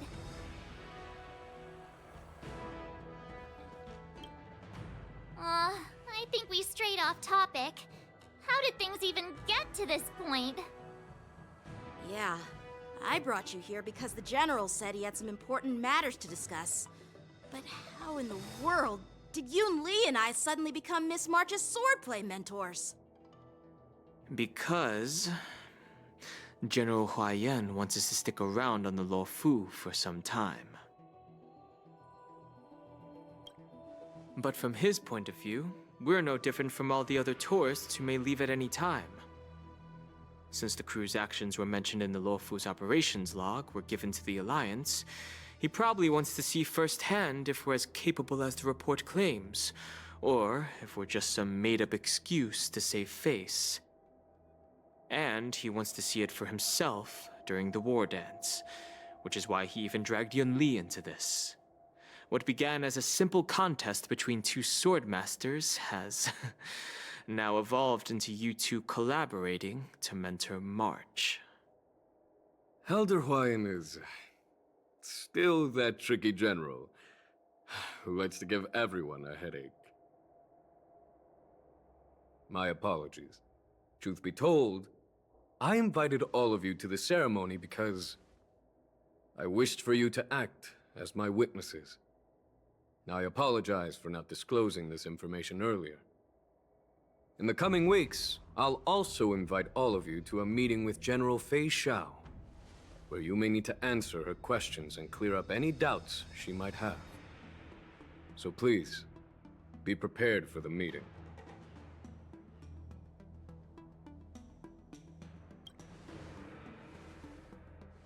Don't worry, General. No matter what happens, I'm prepared to stay here as the Express's witness and answer any questions. Thank you, everyone. General, I know there isn't much I can do to share your burden, but... As the Lawfu Ringmaster, I won't let anyone defeat me in the war dance. I know.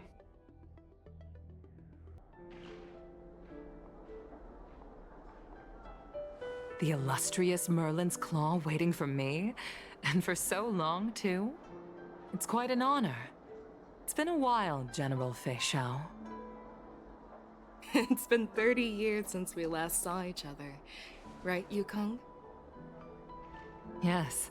Back then, you were the vanguard of the Yao Qing's Verdant Knights, and I was a pilot of the Law Fu's Rainbow Orbit fleet. Who would have thought that upon meeting again, you'd be a general, and I'd have given up flying? Really does feel like a lifetime ago. Well, I wouldn't say I haven't seen you in 30 years. After all, your great victories are announced through the Yellow Bell resonance system every day. So I'm well aware of your great feats. How's your health holding up? Still stable, I suppose. Do you still remember the medic who saved me in battle? That healer with the odd name and peculiar temperament. What was his name again? Was it Pichu? Or Kachio? Jiao Cho. He's been my retainer and personal healer, delegated by the Alchemy Commission from the Xianzhou Yao Qing. Over the years, he's dedicated himself to managing my condition. It's thanks to him that I'm still in good health today. Given my background, I'm happy to have made it this far. I'm relieved to know that you're safe and sound. Well then, since you and Elder Huayan are here, I imagine you must have received orders from the Marshal? As your friend, may I ask how the Alliance intends to punish the General of the Lawfu? The Arbor's rebirth has frightened the Elders who lurk behind the scenes. They fear the resurgence of abominations, much like what happened 30 years ago. Although the report from the Lawfu explained all the details, we don't know if the Ruin Legion really invaded, or how exactly the Stellaron Hunters and the Astral Express became involved. This puzzle has many missing pieces.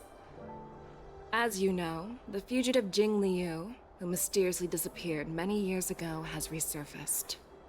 This time, she has brought along an Outworlder and a coffin, claiming to offer the Marshal a method to fight against the Eons. The Lawfu Preceptor has also leveled accusations against Jing Yuan for neglecting the Alliance's principles.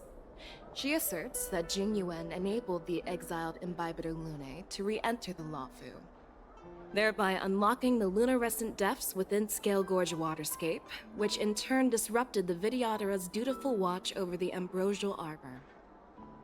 It is for these reasons that I have come here to the Lawfu today. Well, duty calls. Perhaps I shouldn't have mentioned all of this to an uninvolved person, but since we once fought together, I didn't want to keep you in the dark. Perhaps pretending you didn't hear any of this would be for the best. I understand. I'm sorry. I was out of line. I know I shouldn't be defending General Jing Yuan right now, but... well, you know how I am. The Lawfu has enjoyed centuries of stability since the end of the sedition of Imbibitor Lunae, much of which can be attributed to General Jing Yuan's masterful strategizing. Unfortunately, for long-life species, Enduring through the ages always culminates in a failure that undoes all previous achievements. A moment that our adversaries relish. That's true.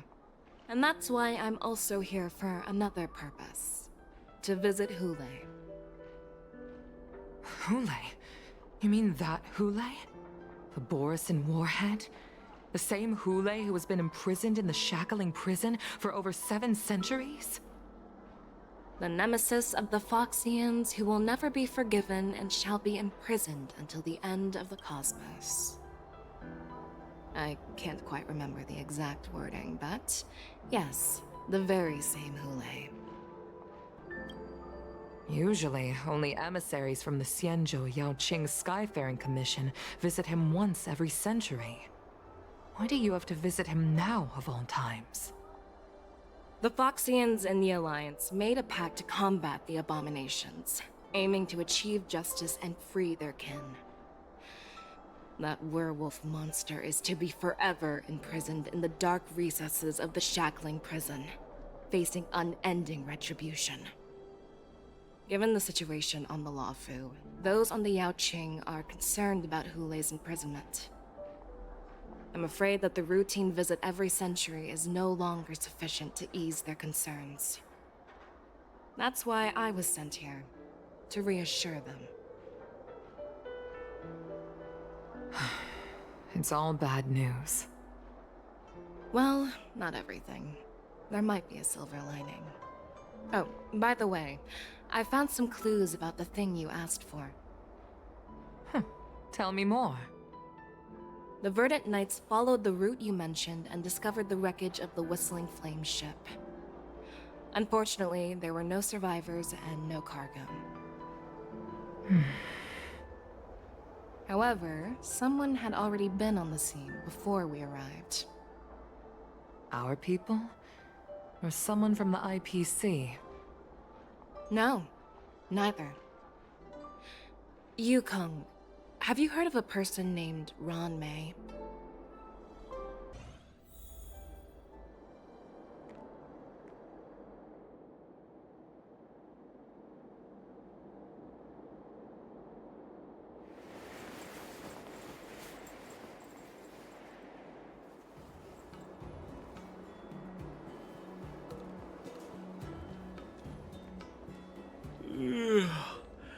I'm still feeling sleepy. Did I oversleep? Where did March and Donhung go? There you are.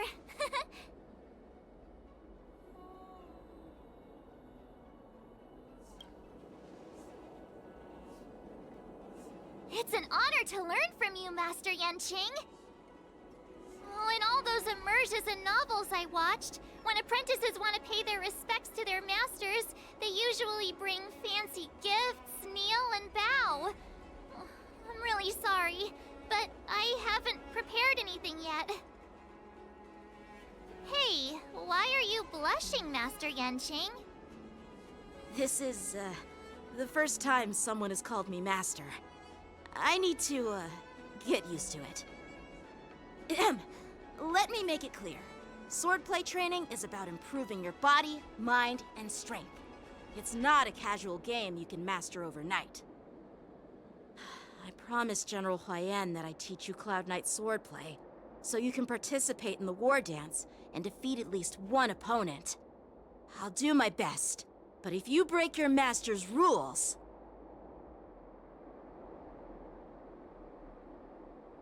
Fine. A promise is a promise. Since I promised to study hard, I'll do my best starting today. Great! That's the spirit. March is in your hands now, Yanqing. Don't be too easy on her. Donhung, do you even have a heart? Did you lose it somewhere? By the way, where's Yunli? I've found a quiet spot in the back garden of the Palace of Astrum for our first lesson together.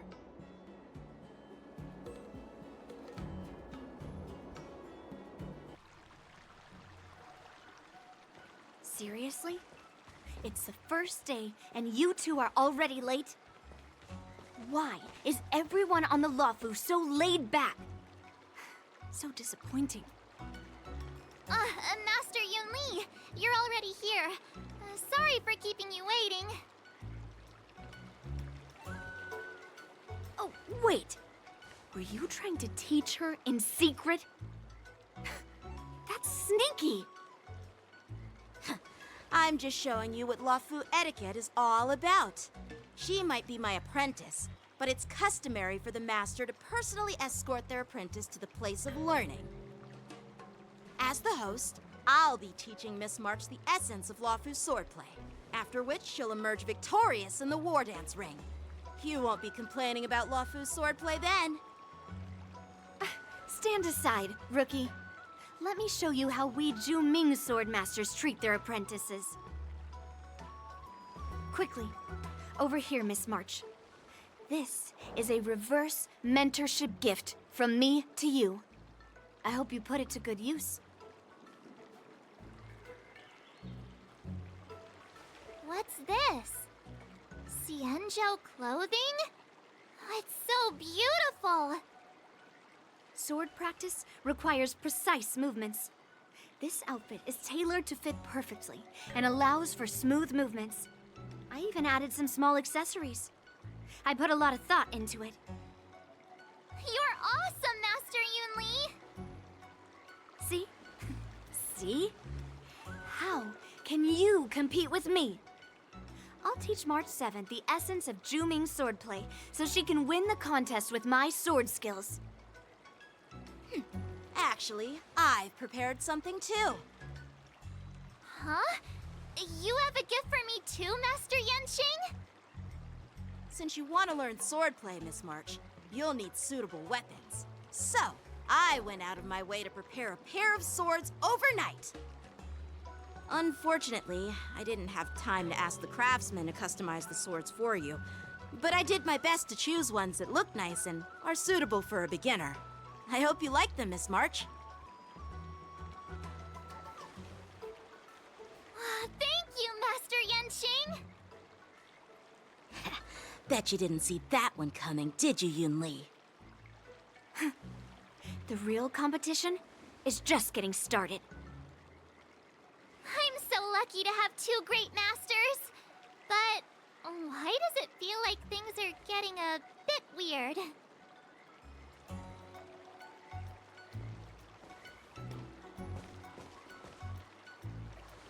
So what do you think, Masters? Does this outfit suit me? Perfect. I chose it carefully. It's perfect for beautiful young swordswomen like you and me. All right, let's get started with the training. The person next to me is a Cloud Knight instructor I've brought in. For your first lesson, try exchanging a couple of moves with him. Wait. We're having actual combat training for the first lesson? Isn't that a bit too intense? Well, I heard you have some experience with archery and martial arts. The first thing we're going to do is see just how strong your fundamentals are. Come on, step forward and strike with the sword in the most natural way you can think of. It's important for us to grasp your natural movements so we can decide where to start and what you need to learn. If you're ready, let's begin. Okay. Are you ready? Yeah, I'm ready. But please go easy on me. Then I apologize in advance, Miss March. I didn't expect the first lesson to be so intense. Miss March has quick hands and a flexible body. She's a perfect fit for practicing Luofu swordplay. However, she lacks strength, and her strikes were a bit unfocused.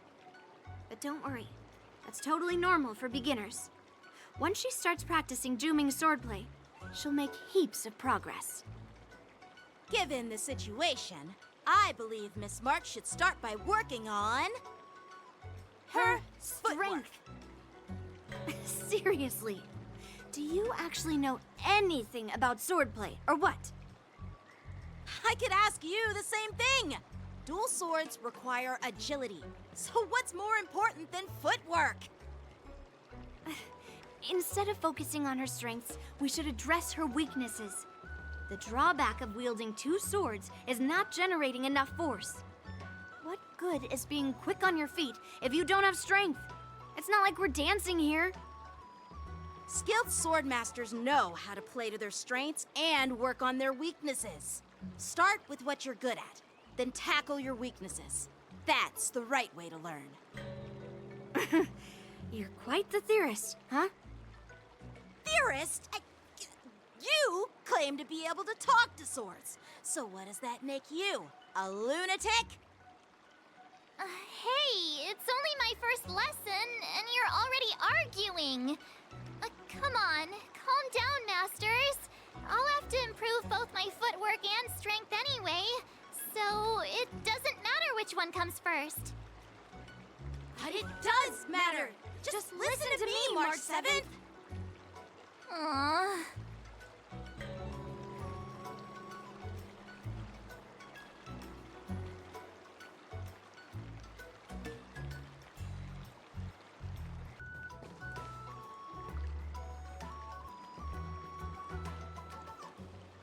Dear Himeko, Mr. Yang, and Pom Pom, we're all good here on the Xianzhou Lafu, so no need to worry.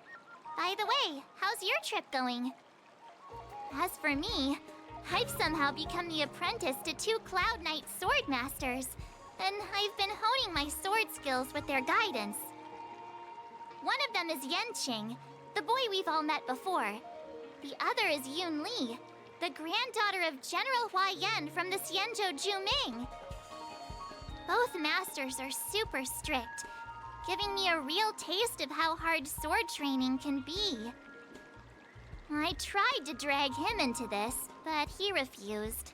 Then I tried to rope Dan Heng in, but Master Yanqing wouldn't have it. Still, I didn't let the difficulty get to me. In just a few weeks, my sword skills have improved a lot. Both my masters think I have unique talents in swordplay, and are literally fighting each other to teach me their skills. Thanks to their guidance, I've actually made some progress. When I get back to the Express, I'll definitely show off my skills and impress you all. Looking forward to your reply. Yours, March 7th.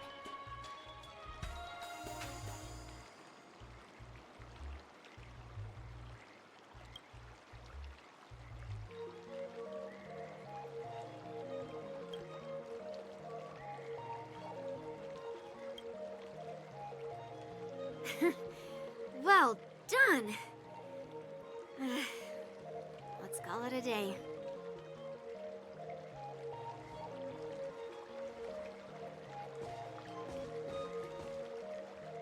Miss March's sword skills are really coming along. She'll hold her own just fine in the war dance.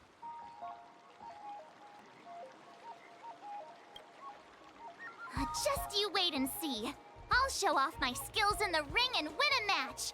I'll make both of you proud.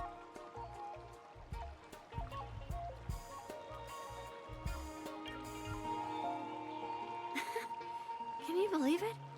March 7th has actually become a pretty decent swordmaster in such a short time. Now I understand why Grandpa always had a grin on his face while training me. Are you sure he wasn't laughing at you? Oh, shut up! It's all thanks to your amazing guidance, Masters. Miss March, you're really getting the hang of wielding dual swords. If you're keen on advancing, trying out different Xianzhou blades could improve your touch. Oh, let me see. Which sword is the most powerful? Single sword? Great sword? Or maybe a flying sword?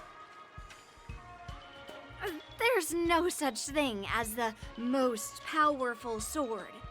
It's all about the skill of the swordmaster. Yanqing wields several flying swords, while I only wield one. But remember how I kicked his butt at the Alchemy Commission?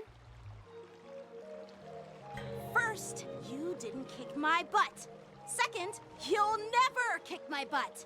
Third, how about we settle this right now and see who kicks whose butt? Yeah, I'm up for that. And if I kick your butt, you'll drop out of the war dance. Deal? Why are you two arguing again? I thought things had been improving between you lately. There was talk that the leading disciples of the Luofu and Juming generals were supposed to face off in the war dance, but for some reason, they suddenly teamed up to train an apprentice of their own. Turns out, the rumors are true.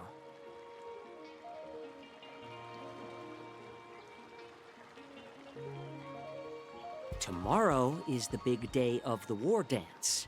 Shouldn't you two be focusing on honing your skills instead of teaching swordplay here? You're... Oh, that's right! You're the pink-haired fox from the Yaoqing!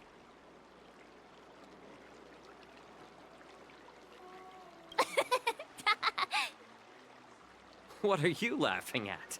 You've got pink hair too. I'm Jiaoqiu, the healer working for the general of the Xianzhou Yaoqing. Ah, got it. So, you're the participant attending the war dance on behalf of the Yaoqing. And you were trying to sneak a peek at our training? Sorry for the misunderstanding. I don't know anything about martial arts. I'm just here on the general's orders to take care of some official business. I didn't mean to interrupt your training. I'll be on my way. If you know nothing about martial arts, why were you smirking earlier? Well, my curiosity got the better of me, I suppose. When I heard Miss March's pondering about what to learn, I couldn't help but wander over. From my professional experience, cleavers, slicers, chopping knives, and carving knives are all just tools. Kind of like frying, sautéing, boiling, and deep frying in cooking. They're just ways for people to show off their skills. How you use them really depends on the ingredients you're working with. It's like your sword teaching methods.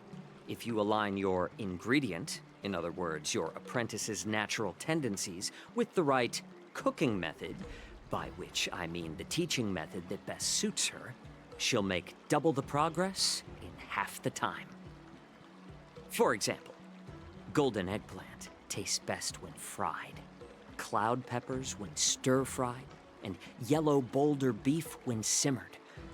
It's all about discovering the nature of the ingredients. Apprentice.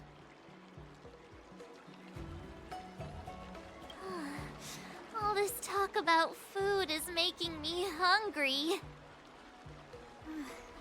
Aren't you a healer?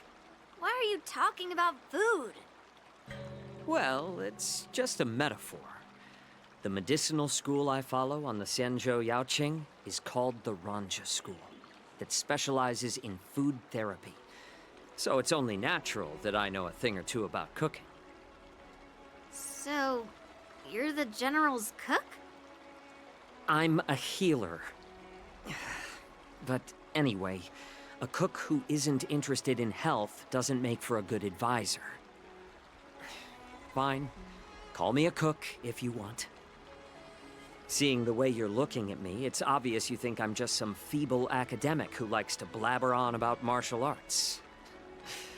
But, in reality, I know a thing or two about killing. After all, the art of healing inherently encompasses both life and death. Why is this guy suddenly getting all serious with kids? Do you recognize this bottle of medicine in my hand? No. This is called tumble dust, an extract from an exotic flower named Yabra. Is it poison? Well, it depends on how it's used.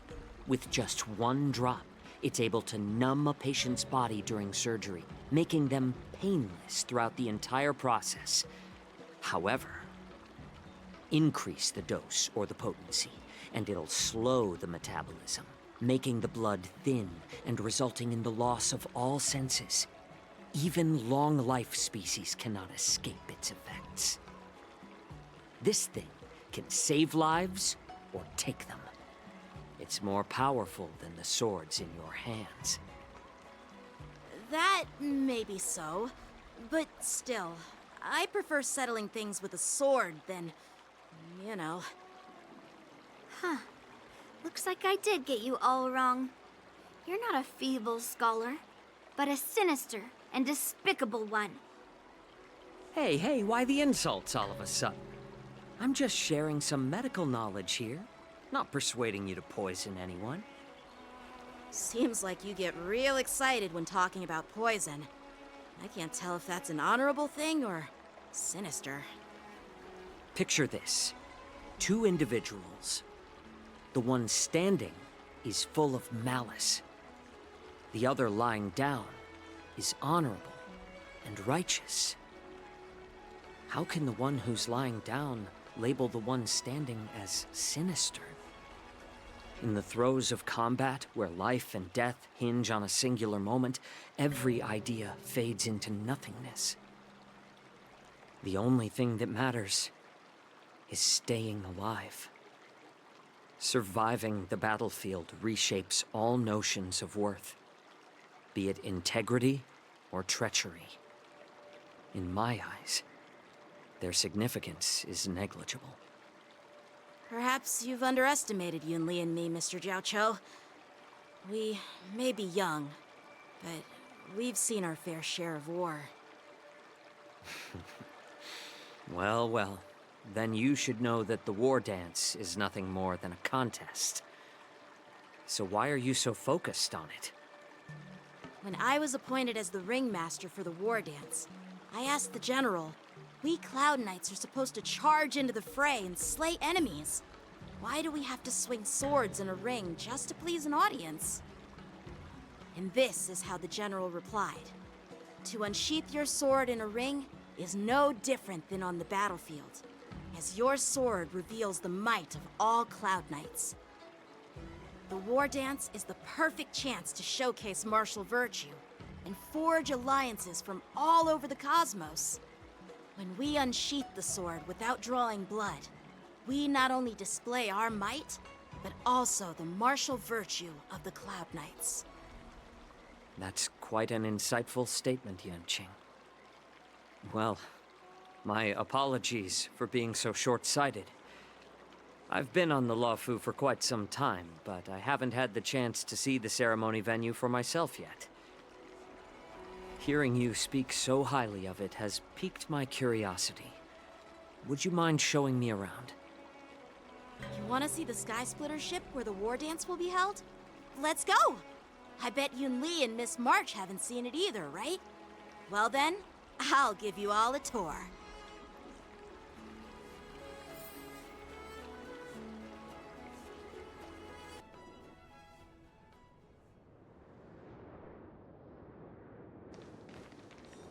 Looks like a lot of other visitors have also come to catch a glimpse of the Sky Splitter.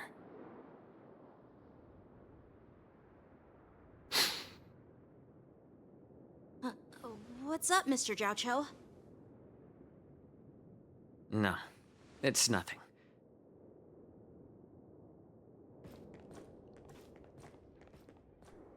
Do you see that airship in the distance? That's the Sky Splitter, the venue for the war dance ceremony. It doesn't look all that impressive from this distance. The Sky Splitter is actually a decommissioned Luofu military vessel.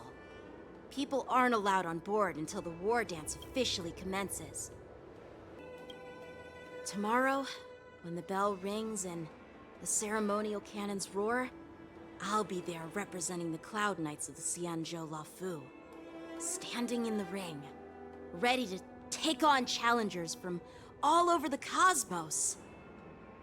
Since I was a kid, I've been training in swordplay and the art of war under the general. Every day, I'd swing my sword 10,000 times, and then thrust it 10,000 times, repeating the process over and over. I understand that I'm not like other kids. I never envied the toys and freedom they all had. I never found sword practice boring or hard. Even in the thick of battle, facing down savage abominations, I never felt scared. Each day, I could feel myself getting stronger and stronger, and I racked up countless victories. It's the best feeling in the world. But then, I faced a really tough opponent, and just one slash shattered my confidence into 1,000 pieces. That's when I felt true fear for the first time. Maybe that's what Mr. Jiao Cho meant by life and death hinge on a singular moment. Every idea fades into nothingness. After that, I had to pick up the pieces and try to put myself back together. But no matter how hard I tried, I couldn't seem to find my old happy self again.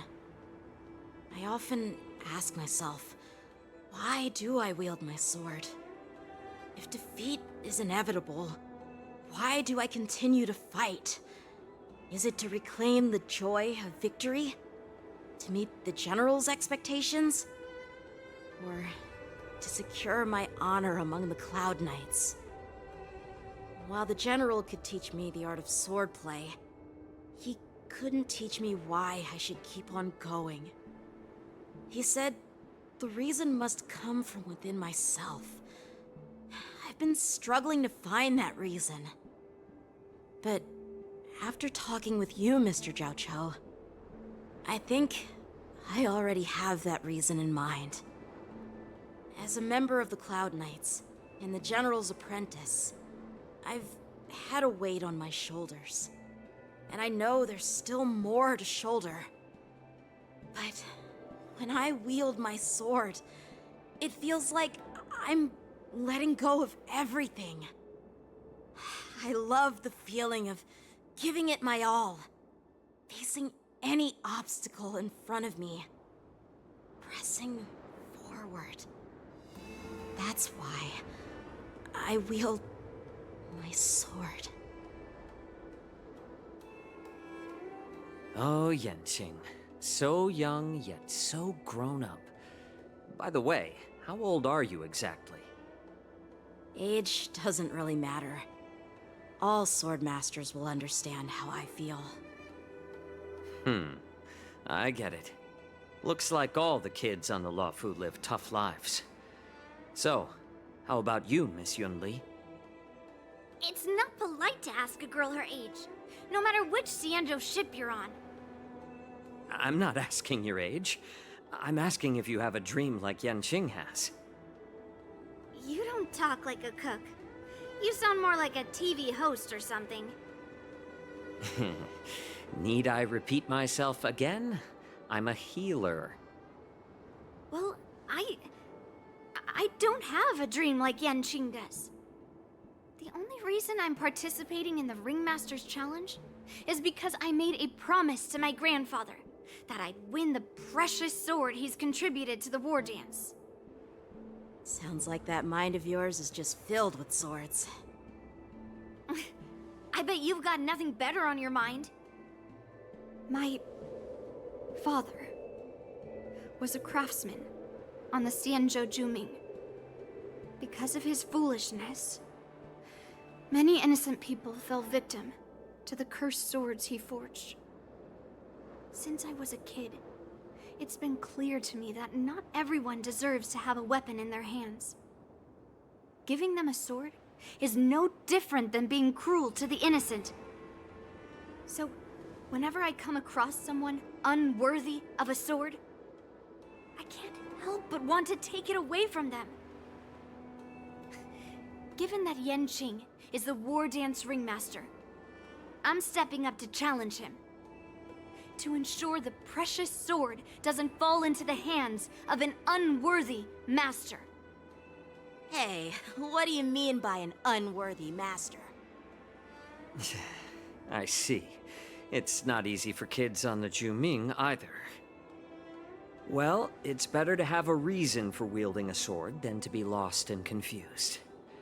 I've saved countless Cloud Knights in my life, and there are plenty of exceptional warriors, just like the two of you.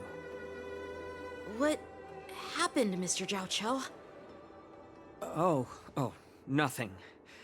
I was just reminded of some old friends and old tales. Judging from my professional perspective as a healer, both of you possess remarkable vitality. Your energies flow like raging fires and mighty gales.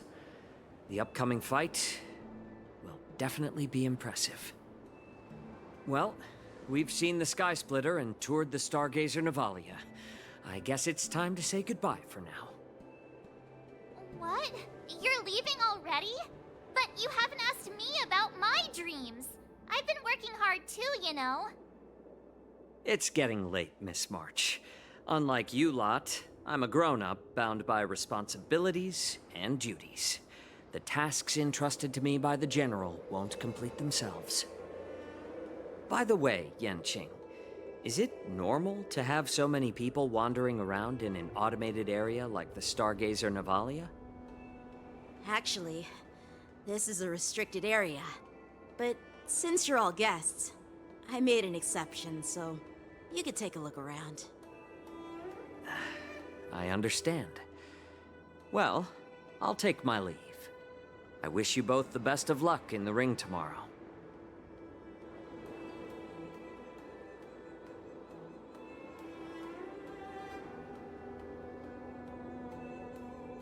Seriously?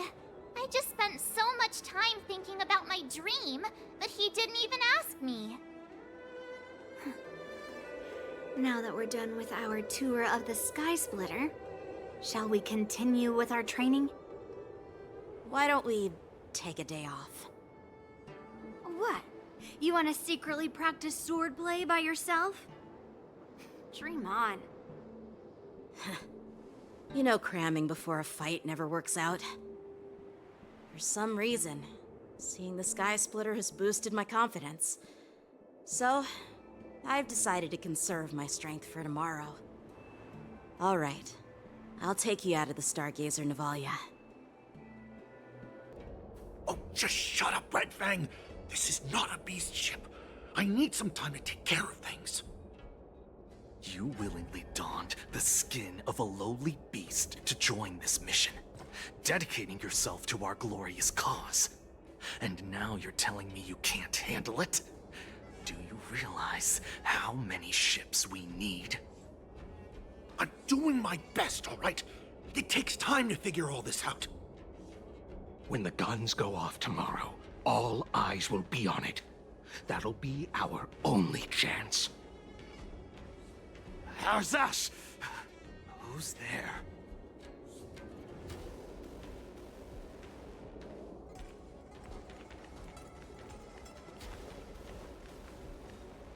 Who are you guys?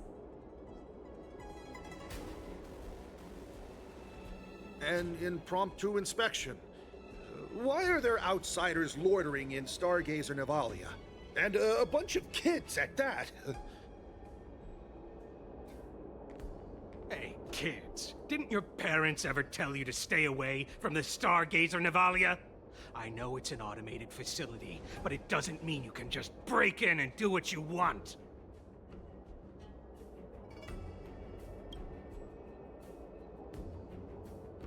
Sorry. I'll take the little ones away right now. Big sis, let's go. I want to play in Everhunt Plains.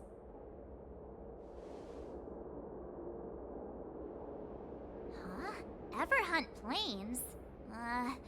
Yeah, sure. Big sis will take you there.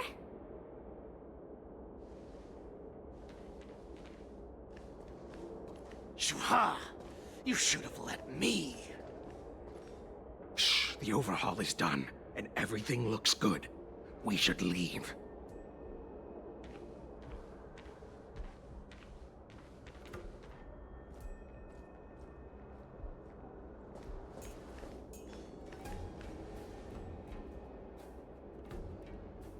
Could you repeat what you just said, Yanqing?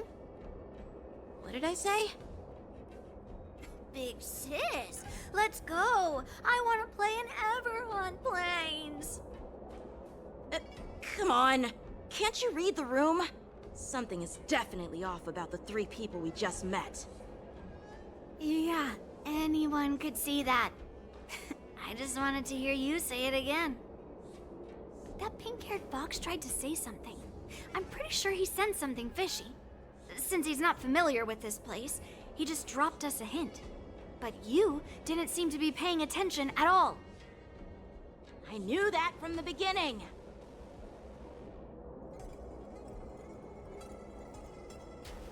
That Cloud Knight didn't recognize Master Yanqing at all. That's really weird. What? Is he famous on the Lavu or something? Not even the Cloud Knights on the Juming, who all know my glorious name, might recognize my face. You have a point. A Cloud Knight, a member from the Skyfaring Commission, and a craftsman. They're from various departments, and the reason for the overhaul seems legit. But one of them blurted out some weird language just now. Did you hear that? I have a feeling that if we secretly tail them, we'll definitely catch these guys in the act. Follow my lead, and be careful not to blow our cover.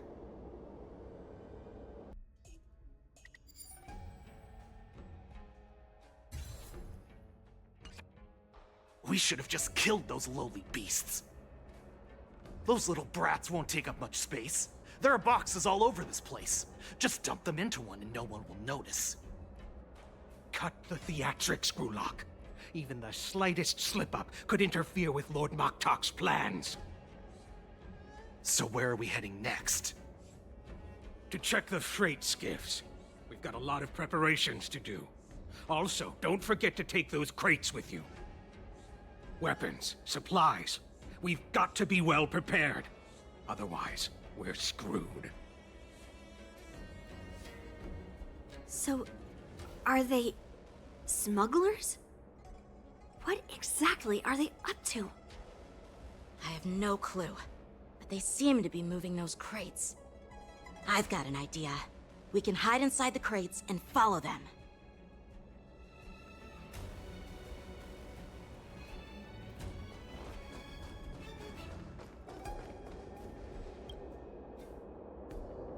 Ugh, it's so cramped in here.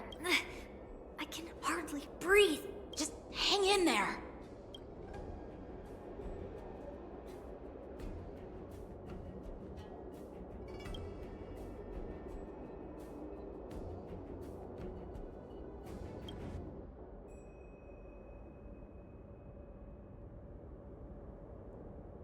Let's just put the cargo here for now, all right?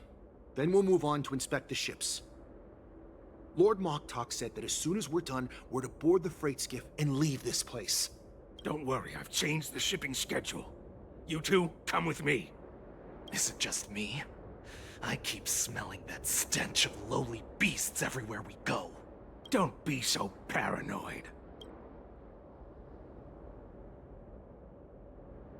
Looks like they're planning to escape on the skiffs in Stargazer Navalia. They keep talking about their plans, but where do they come from? And what do they want to do on the Xianzhou?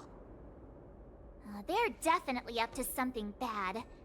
Wait, they disappeared! Let's catch up to them.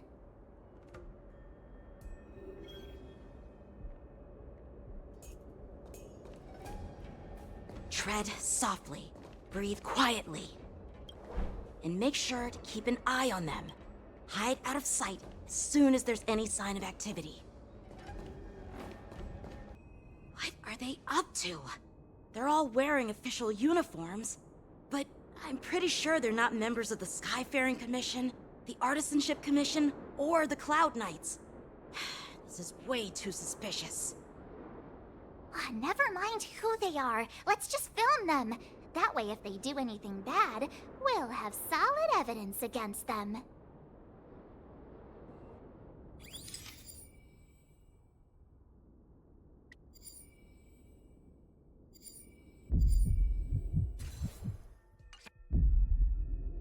Look at this. A freight star skiff with enough room to fit at least 20 of my men. I'll let the others know and have them prepare more star skiffs. Once we're past the checkpoint, there will be beast ships waiting for us. Lord Moktok is ready. The revival of our ancient bloodline all hinges on this operation.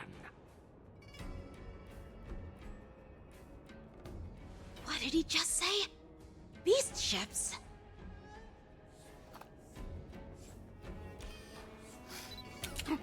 Who's there? It's those brats! I told you to get rid of them, but you didn't listen, you idiot! Wipe them all out!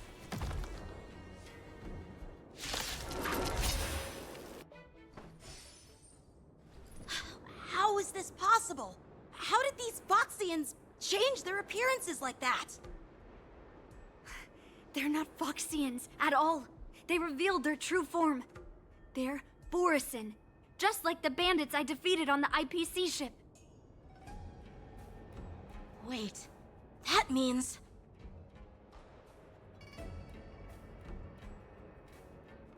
Well, how did the Borisin manage to infiltrate the Cienjo? It's not just a simple disguise of wearing our clothing and shaving their whiskers. They're somehow able to alter their appearance to be indistinguishable from Foxians. They even have official IDs for the Skyfaring Commission, the Artisanship Commission, and even the Cloud Knights? Let me check this fake Cloud Knight's tag. Maybe it'll give us some clues. Lujun, an officer of the Patrol Defense Squad? Wait! What's the matter?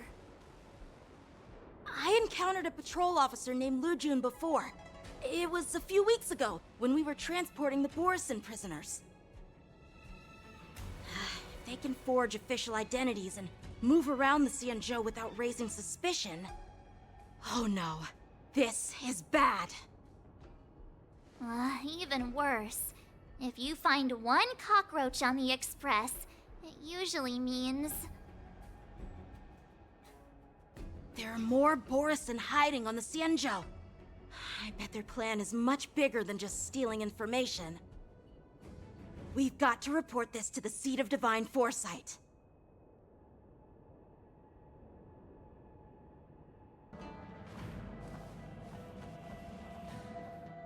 I am glad to finally meet you in person, guests from the Astral Express. I'm Fei Xiao, the General of the Cienjo Yao Cheng. Let me introduce our guest to you. The one dressed in green. He's the reincarnation of Imbibitor Lune, and the person behind him is the newest member of the crew. I've heard a lot about you. Outside the reports from the Law Fu, the Skyfaring Commission of the Yaoqing has also gathered plenty of information about both of you. I've been eager to meet you face to face for reasons that I'm sure General Jing Yuan has explained, right?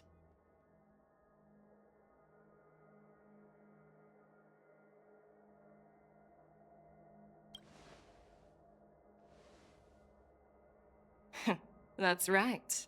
But don't worry, this isn't a trial. I just want to have a chat with you and get a better understanding of the facts. According to General Jing Yuan's report, the Ruin Legion is to blame for the Ambrosial Arbor crisis, and all Arbiter Generals should pay attention to the Ruin Author's movements. Over the years, the Destruction's minions have wreaked havoc on countless worlds, and the Alliance has been keeping an eye on them, but no one expected them to join hands with the remnants of the Abundance. The damage caused by the Ambrosial Arbor crisis was far less severe than expected, which is good news for us. However, it was quite different from the Ruin Legion's usual style of destroying life wherever they go. While I trust the bravery of the Divine Foresight and the Nameless, I'm curious about some details missing from the report. I'd like to take this chance to have an exchange with both of you. Let me be clear, the questions I'll ask might not reflect my actual thoughts, so please don't take offense if any of my questions seem a bit harsh. Please go ahead, General. But keep in mind, we can only answer based on what we know. And perhaps you already have the answers to your questions in your heart. You have a clever tongue. I like it. The Merlin's claw is quite articulate. Right now, her intentions are unknown, and Jingyuan wants us to be honest. Maybe I'll just stick to the facts we know. Let's cut to the chase. Before the crisis struck, the Astral Express was guided here by a Stellaron hunter, a wanted felon, in an attempt to resolve the Stellaron crisis. However, everyone in the cosmos knows of the Stellaron hunter's reputation. So, why did you place so much trust in them? Could it be that some of you have a connection with them?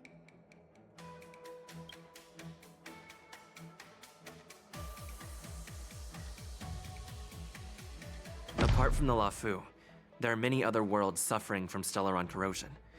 For example, Eurillo 6, the world that the Express stopped at before reaching the Lafu, was one of them. To the Express, Stellarons act as roadblocks on the Silver Rail and pose risks to the warping process. And that's why dealing with Stellaron issues is part of the duty of the Nameless. Ah, I've heard about those problems caused by Stellarons. The Express connects various worlds, so it makes sense for you to take care of this. The cosmos is a mess, and the Trailblazers are just doing their best to fix it. I understand. Let's move on to the next question. The report suggests that Don Shu, the master of the Disciples of Sanctus Medicus, colluded with the Lord Ravager and used the power of the Stellaron to resurrect the Ambrosial Arbor. But here's the thing. Don Shu was just a chief alchemist. Even if she colluded with our enemies and summoned the Stellaron, how did she manage to bypass the Videodora guards around the Ambrosial Arbor? The answer seems rather simple, doesn't it? The preceptors of the Lafu abandoned their duty to guard the Ambrosial Arbor, and colluded with the disciples of Sanctus Medicus. That's a possibility. But there's another scenario to consider. General Jing Yuan brought back Mr. Don Hung, who had been in exile for a long time. As a result, Don Hung parted the seas, eventually leading to the resurrection of the Ambrosial Arbor. I never intended to trespass on the Xianzhou ship, but... If you had no intention to trespass, then why did you return to the Xianzhou ship before your exile was lifted?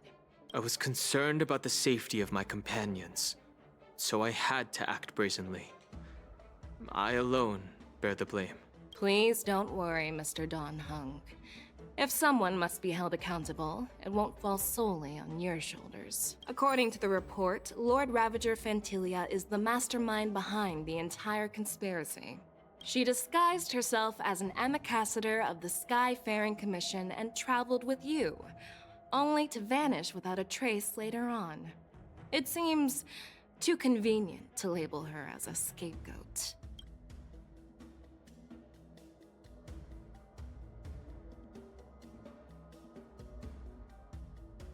We were working with Diviner Fu, and she also witnessed Ventilia's true form. You're not going to doubt one of your own people, are you? Of course not. We can trust the testimony of Master Diviner Fu Xuan. However, even if she saw it with her own eyes, we can't completely rule out the possibility that she might have been deceived. After all, it's suspicious how the culprit just bizarrely vanished. Oh, It seems that your answers have addressed all my questions. Generals, I am finished with my questioning. So, what do you think, General Fei Shao? Have the doubts in the report been cleared up? The two nameless have been honest in their answers. Even though there are some tricky details, my intuition tells me there is nothing wrong. However, the 3 questions I posed earlier were not just for the nameless, but for you too, General Jing Yuan. First, the disciples of Sanctus Medicus grew uninterrupted on the Law Fu, yet the 6 charioteers were not aware of it. That was a dereliction of duty. Second, you believed in the Stellaron Hunter's prophecy and entrusted outsiders to solve the crisis, even granting them access to the Plague Mark. That was a dereliction of responsibility. Third, you insist on holding the war dance right after the Ambrosial Arbor crisis, putting the Lawfu back in the spotlight.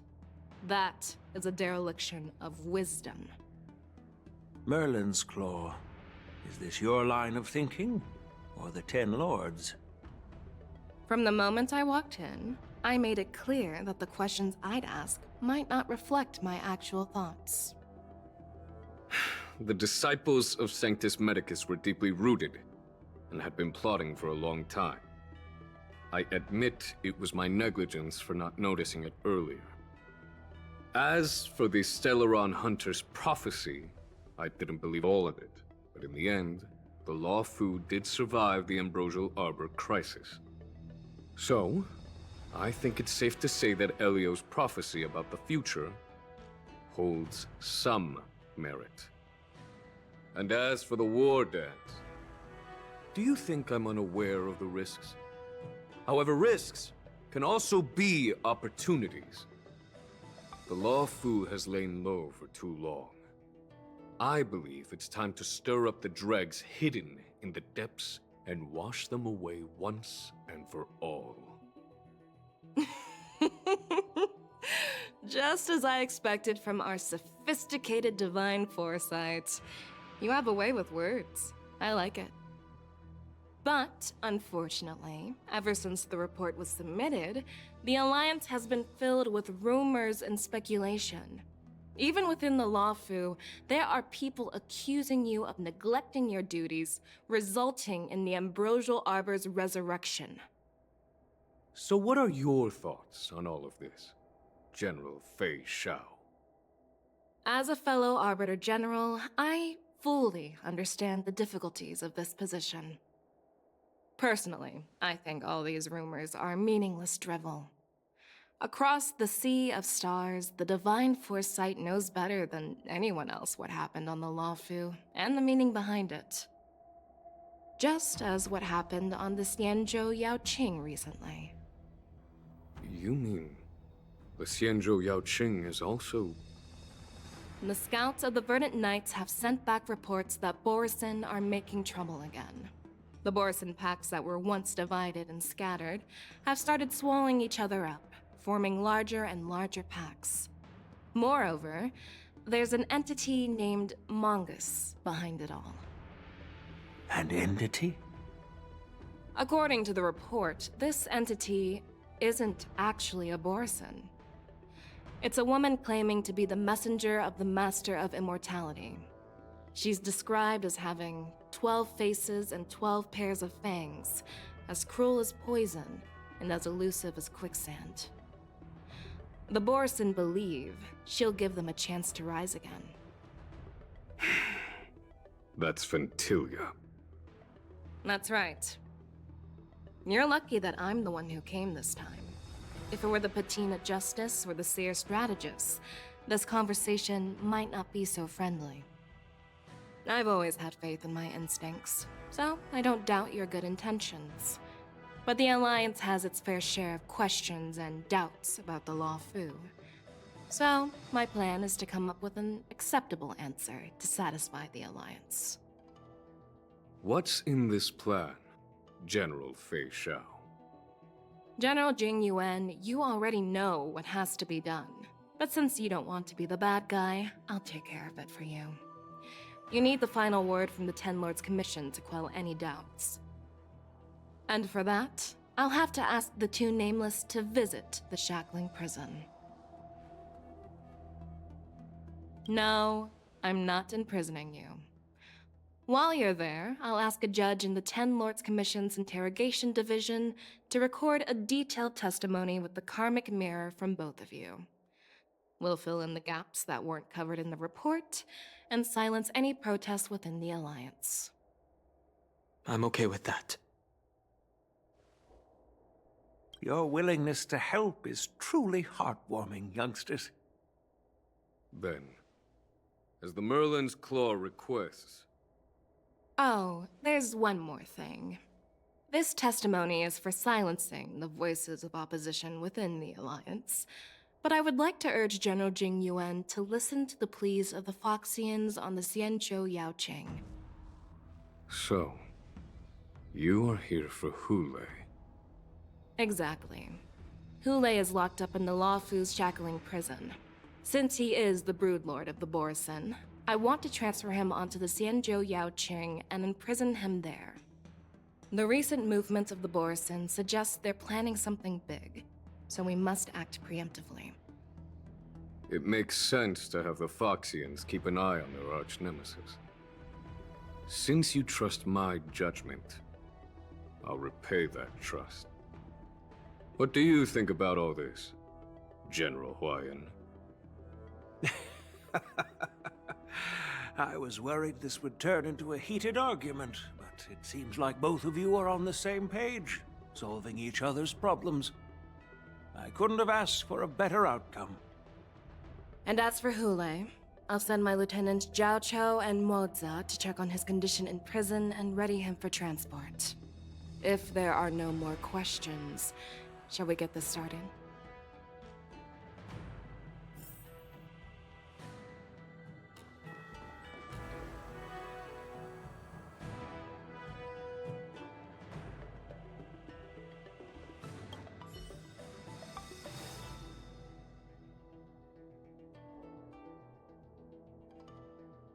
Do you actually believe in the Stellaron Hunter's prophecy?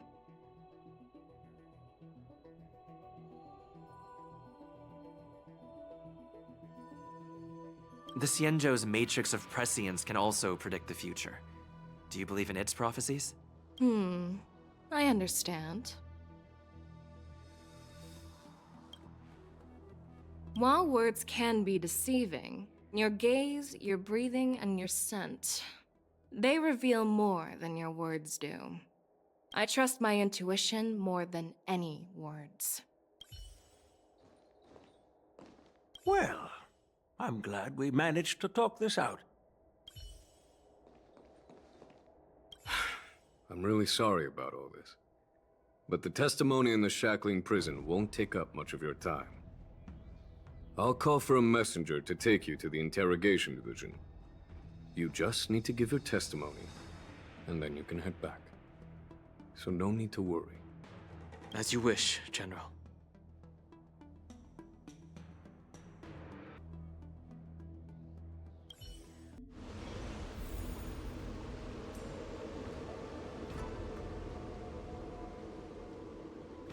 As General Jing Yuan requested, everything is prepared for your arrival, and I am here to receive you. The judges at the Interrogation Division also know your purpose in coming.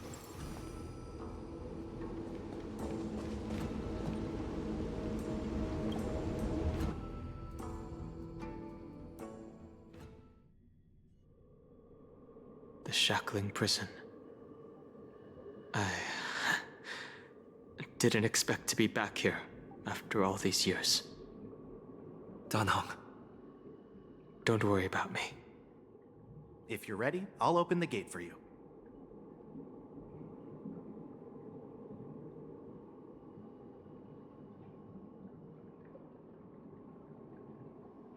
Well, technically, the Shackling Prison is spread out across multiple delves, and the Ancient Sea is just where they overlap.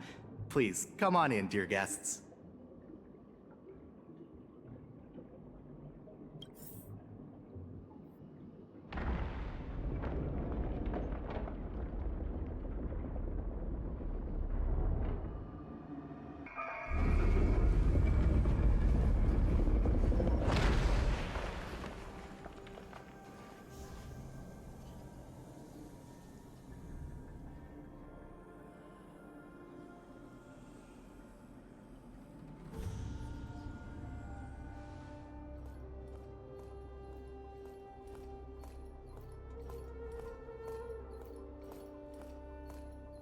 What are you looking at?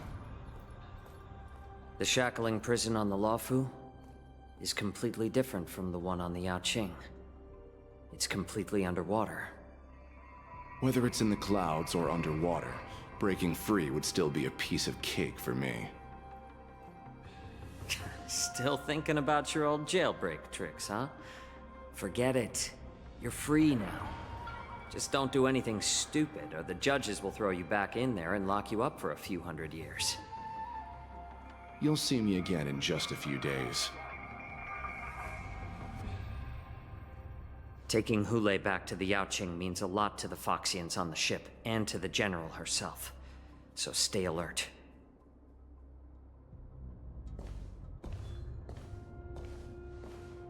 Guests, my name is Shui Yi, and I'm here on orders from the Incarceration Division of the Ten Lords Commission. We're Jiao Cho and Moza.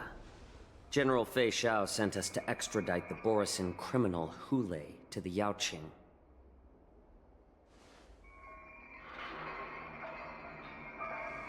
We're here to inspect the conditions of his imprisonment and make preparations for the handover and transportation. I assume you've been briefed, Your Honor. Your visit request has been approved. I'll be your guide for this trip.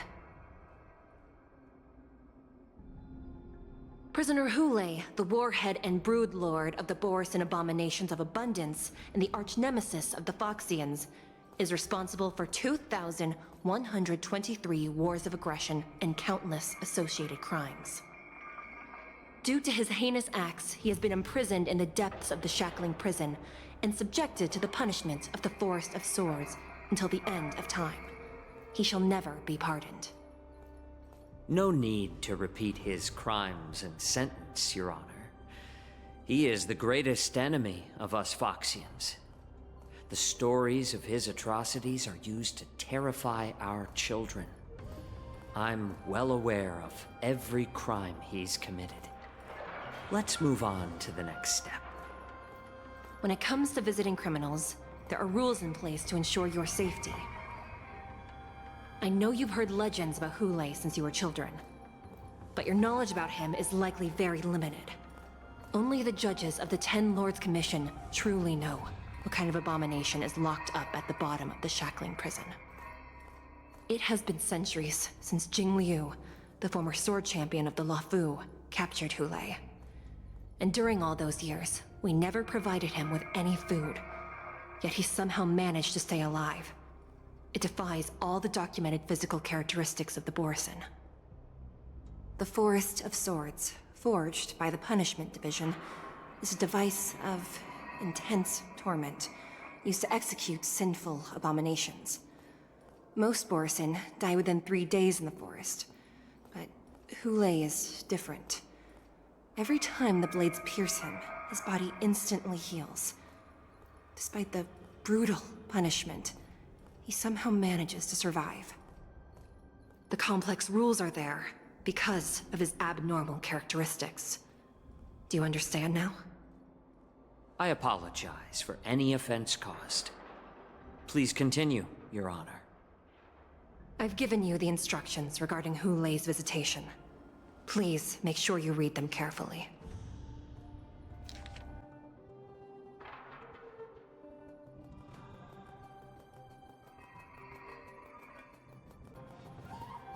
And please, take this pellet before proceeding. No, I'm not taking random medicine. Then you won't be allowed to visit Hule. Just swallow it already. Hule is like all Borisin. He can release a pheromone called lupatoxin that induces fear.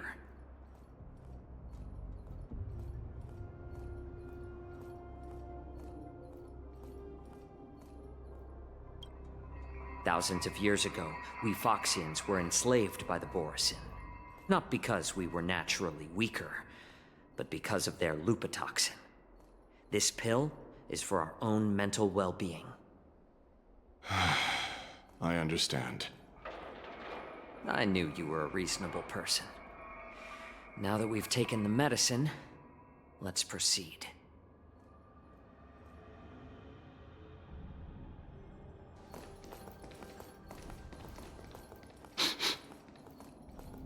Your Honor. What is it?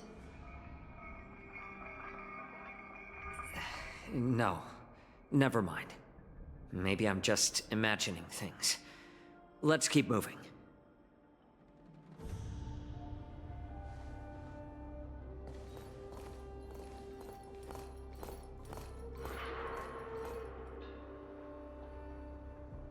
Here we are. Her Honor hasn't arrived yet. Please wait a moment.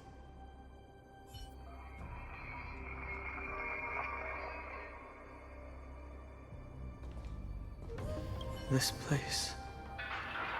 it's still as cold as it used to be. Sorry, I was just reminiscing about some unpleasant memories. Thank you. It's all my fault that you were involved in the Xianzhou's problems. You shouldn't have to see the inside of the shackling prison.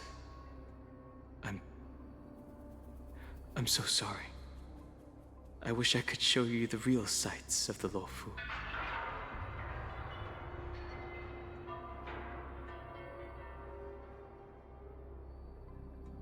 Okay. But watch your step. This place is not like the others. Welcome, dear guests from the Express. Judge Hanya of the Interrogation Division. We've met before. Glad to meet you again. Please allow me to express my gratitude to you again for subduing the demons in the Fixtral Garden. Looks like while March 7th and I were clueless, you already made many friends on the Xianzhou Luofu. Even though you and I have met before, we can't show any favoritism under the Ten Lords. So, please do as I command as we head to Scrivener Hall and beyond. Don't do anything without my permission. This is not a place for ordinary mortals. You and Mr. Danheng, please come with me. Please lead the way, Your Honor. Please let me activate the mechanism before we all move forward. And please, watch your steps.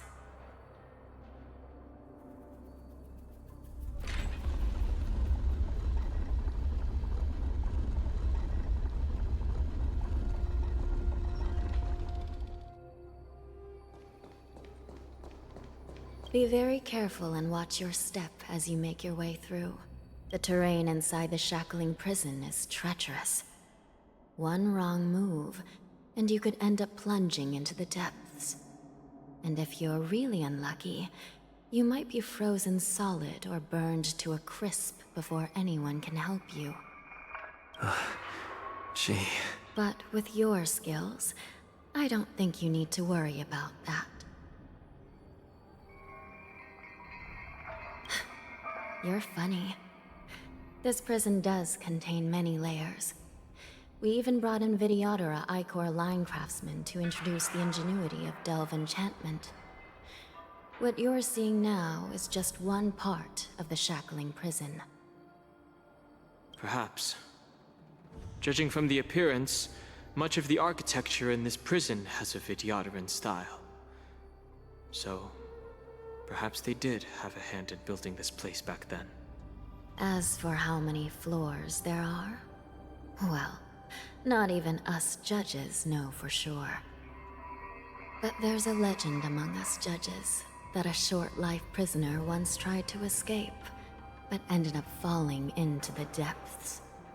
And when we found him at the bottom, he was already an old man on the brink of death.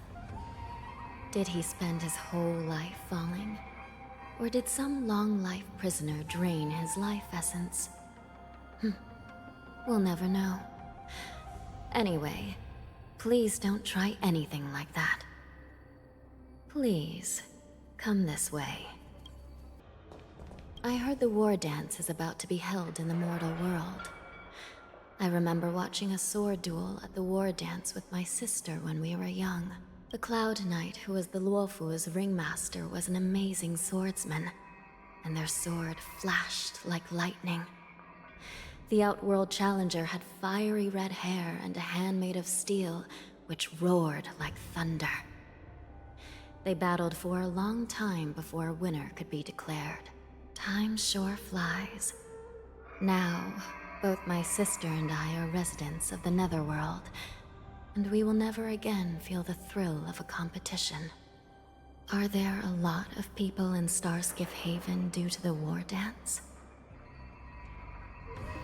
Sounds amazing. It's a shame I'm too busy to attend. But even if I could, I'd probably just scare people off with my current appearance. Let's get going then. It's freezing. This place is filled with the cold air from the northern peak of the polar delve. Even the toughest long-life species would have a hard time enduring this. Did you hear something just now? Let me check it out. Ugh, what an eyesore. This place is packed with boxes and crates. These crates... they look oddly familiar. A few days ago, the Spiritfarers received reports about an IPC transport ship that was attacked by Borison. Then, a bunch of those abominations were dumped into this place.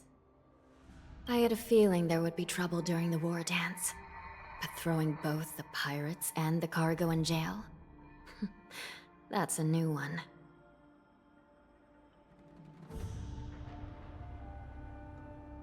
I heard the Intelligentsia Guild crafted something dangerous.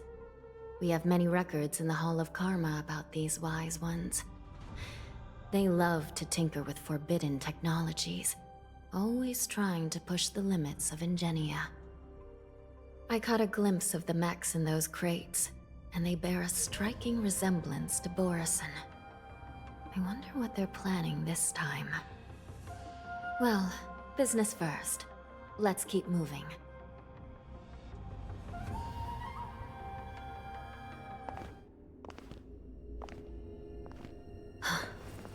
Strange.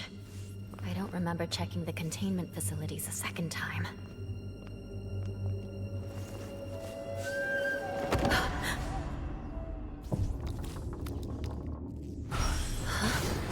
Watch out!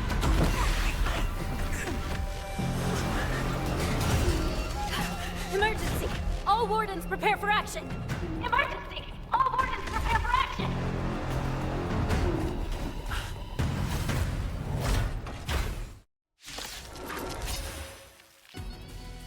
But how is this even possible? The Spiritfarers follow the protocols, cutting off power to the mechs and sealing the crates. How could these mechs still start moving? It's just like what happened in the Artisanship Commission before. These goods went haywire and attacked everyone in sight. The Alchemy Commission members examined them and found some unusual structures within. These things showing up in the Shackling prison can only mean one thing. A prison break.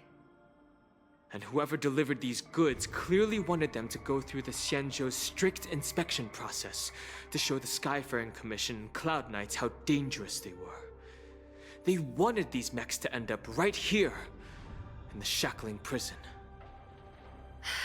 If these things already started taking action while nobody was paying attention, then the whole prison is in trouble, I'm afraid. And to make things worse, another group of visitors just entered the depths of the Shackling prison, the messengers from the Xianzhou Yaoqing. And the prisoner they came to visit might be the target whom these wolf-shaped mechs were delivered here for.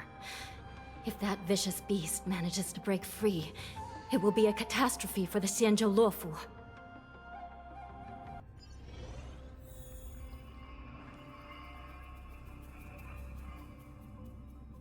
Here we are. Have we arrived already, Your Honor? Shouldn't there be a cage here? The most notorious felons are locked away in the solitary delves. I've given you the diagrams for lighting the lanterns. Please take a look. It's better to use your brain and save your strength.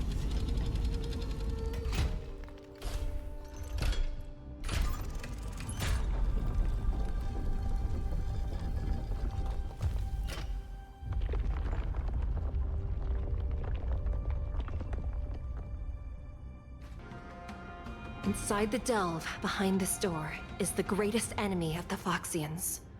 Hule.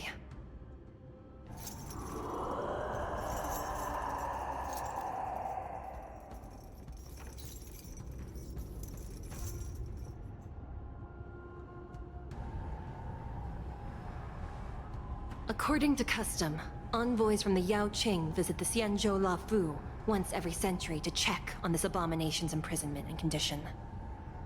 Even though the Ten Lords Commission sentenced Hule to the Forest of Swords, suffering every day for the rest of his life, I understand that the Yao Qing messengers want to see him dead. Unfortunately, for the past 7 centuries, they've had to return disappointed, because this beast simply can't be killed. If we can use his toxin to create medicine and save an innocent life, it might help balance out some of the sins he's committed.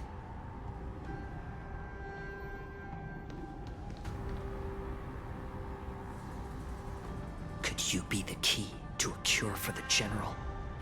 Hule.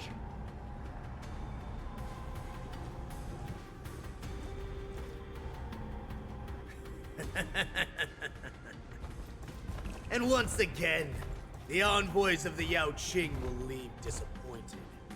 However, I won't say the same for me and my brothers. Who's there? I'm just a humble counselor of the Rhino Hound Pack. You can call me Mock Talk.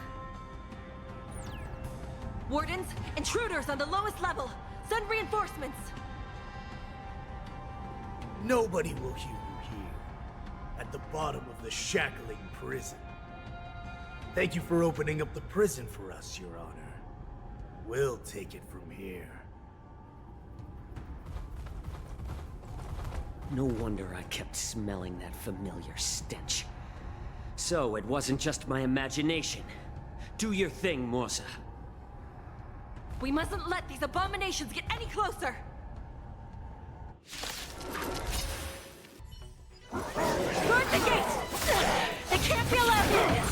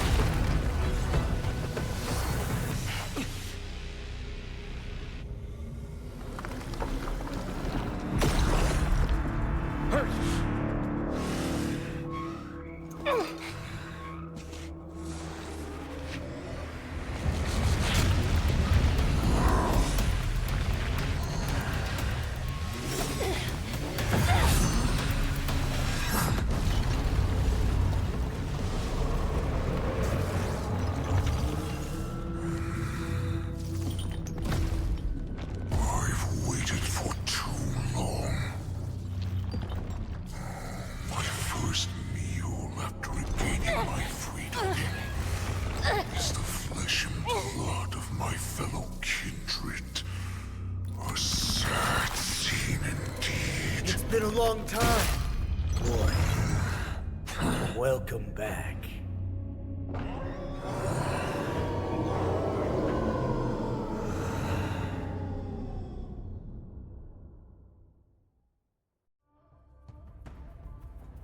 How many times has the old verdant home spun around since our last hunt?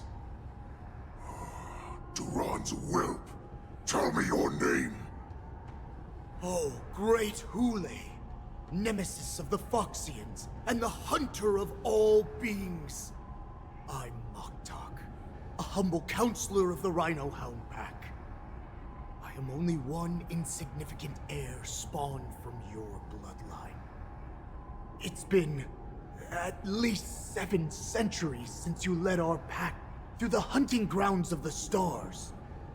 I'm thrilled to see that you are as cunning and skillful as ever. 7 centuries. 7 centuries have passed. But why have Duran's whelps grown to look like this? Tell me, Moktok, why have you grown to resemble our most despicable slaves and enemies, the Foxians? I've been commanded to release you from this cursed prison. It is Senjaya's will. That's why I had to take a magic pill, don the skin of a lowly beast, and play along with their hypocrisy. Since you have an escape plan, tell me, what's our next move to get off of this ridiculously large ship? My brothers and I will lock down this prison, trapping the prison guards inside. This will buy us some time. The rest of my crew, who are undercover like me, will secure the vessels for our escape. According to the plan, we only have a tight 2-hour window to get out of here. Originally, I intended to carry out the plan tomorrow, but they're planning to transfer you to the Xianzhou Yaoqing now. So I seized this opportunity to set you free. What a reckless plan, you idiot! Even if we manage to get the ships, our chances of escaping are slimmer than a Foxian slipping through my claws! But we have no other choice. The angel serving under the Master of Immortality sent me with a message. Only your return will end the prolonged divisions among the Borisin. Every one of my crew is ready to lay down their lives if it means setting you free.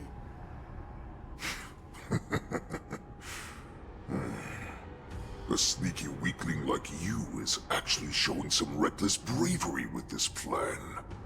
Fine. You'll get what you want. And all of Duran's whelps will too.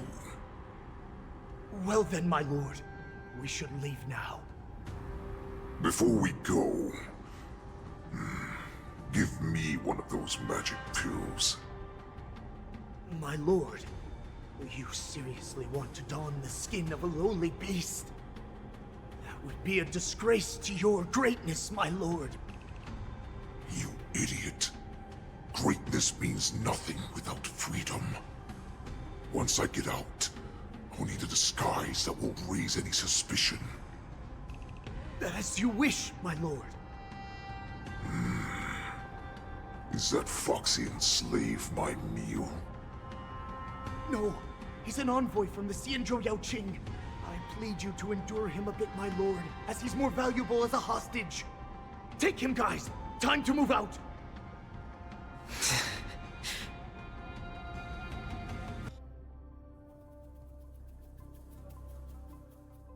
Madam Hanya, the wardens in all areas are regrouping. Those Ingenium enemies are wandering around and causing heavy casualties.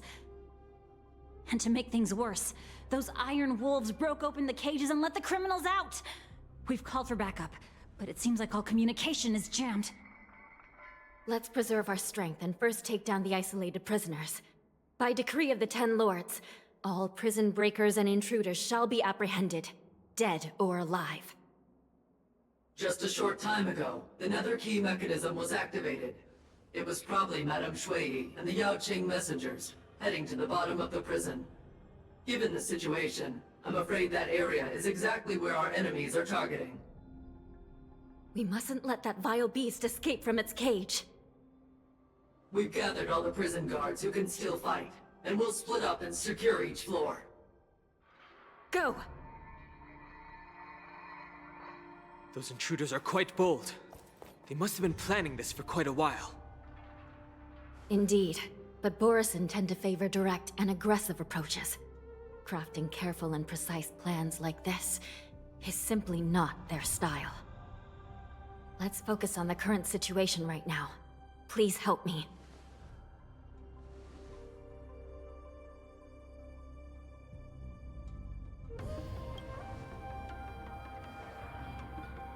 What's the fastest way to the bottom of this prison, Miss Hanya?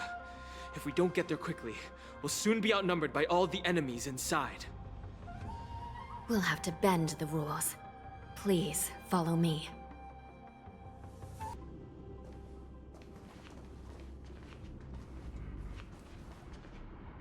Looks like there was a fierce battle here not long ago.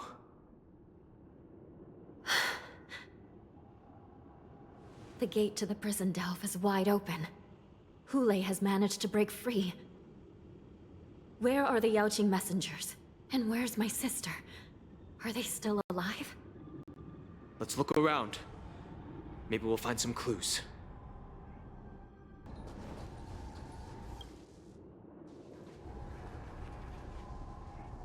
Xueyi is here.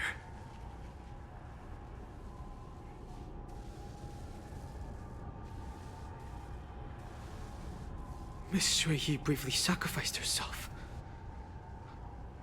My condolences, Miss Hanya. Condolences? Well, that's unnecessary. You misunderstand. Thanks to the Ten Lords' blessing, my sister turned into an Ingenium centuries ago. Dying and returning as just a soul to the Hall of Karma's document office has become a routine for her. While I'm not keen on seeing her throw away her body like it's some replaceable part, but...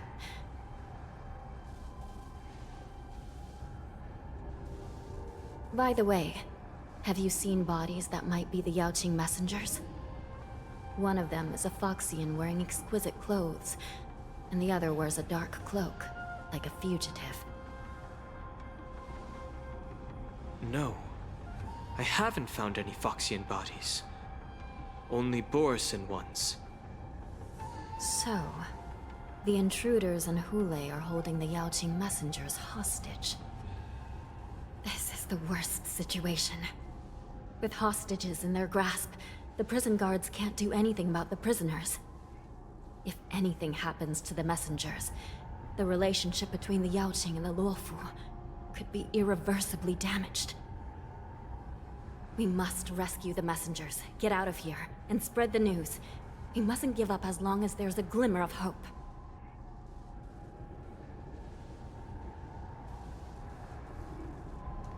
What have you found, Miss Hanya?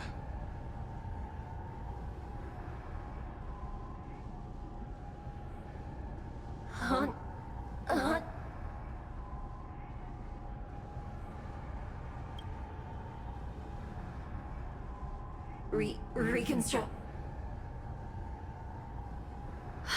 It's my sister. Looks like her soul hasn't returned to the Hall of Karma yet. At such a critical moment, her death can give us information that we can turn into an advantage. Hanya, I'm back. Welcome back, sister. I don't know what kind of expression I should have at a time like this. Happy? Tears of joy? Forget it. I'm used to you coming back in all sorts of forms. Now is not the time for jokes. This side crane can't hold all of me. Sister, what did you see when you were killed? One of the Yaoqing messengers escaped, and the other one was taken hostage and brought upwards? Besides the Borisin, there were other intruders. Invisible. Invisible intruders? What does that even mean? How many conspiracies are tangled up in this mess? Do me a favor, sister. The intruders have cut off all communication between inside and outside the prison. And now you're the only person, the only bird, who can slip out undetected. Make sure you deliver the news to the outside world. I understand. Please be careful, sister. You are different from me.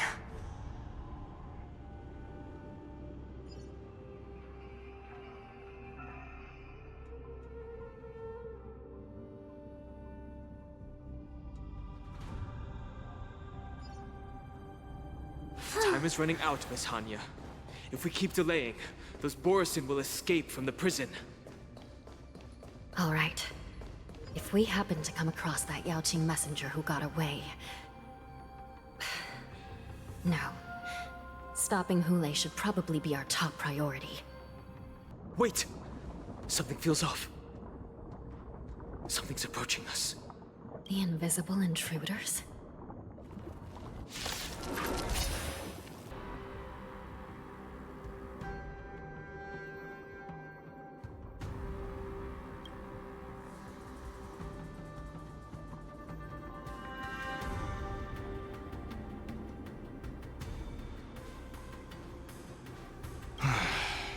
The prison management on the Lawfu is truly concerning.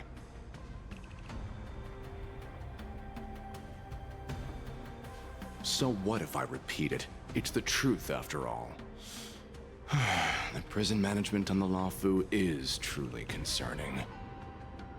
At least 2 different groups of intruders infiltrated here. The Wolf Cubs and these Mara-struck soldiers. Their hiding technique, it's pretty similar to the Wind Mantle technique used by the Vidyadhara serving Kailorum Venti on the Yaoqing. What do you think? Well, never mind if you don't have any clues. Now is not the time to exchange assassination techniques. I'm Waza. My friend fell into the clutches of that wolf. I was planning to escape and report back as quickly as possible, but now it seems... The prison on the Lawfu is a real maze, I must admit. Thank you for your help, Mr. Moza. We'll do our best to ensure your friend's safety. No. You can do nothing for him now. And you shouldn't be focusing on his safety at the moment. Your friend is in Hule's clutches and you're just going to leave him behind? Look, I'm the Yaoqing General's guard, not his.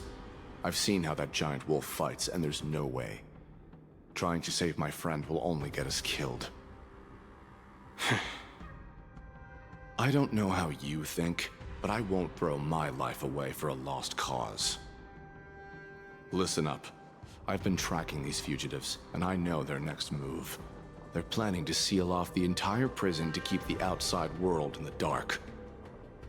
The worst-case scenario, we are all killed by that giant wolf, and the shackling prison is sealed off. No one will know about us or about their escape until it's too late. And the best-case scenario...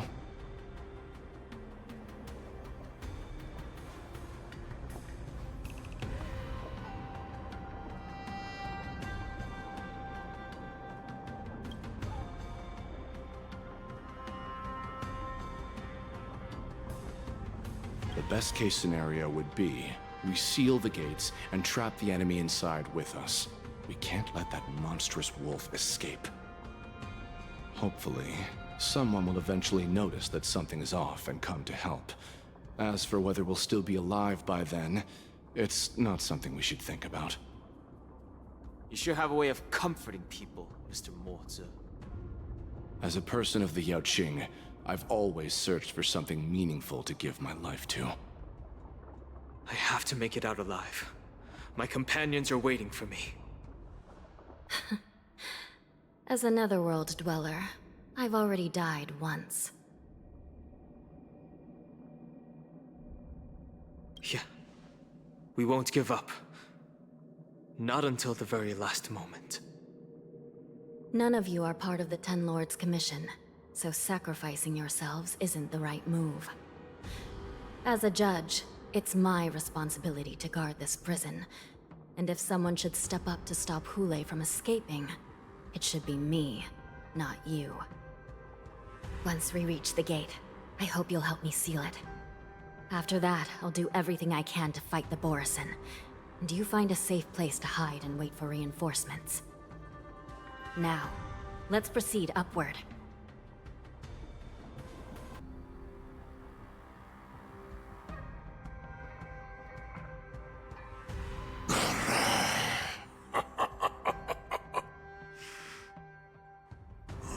This brings back such familiar memories.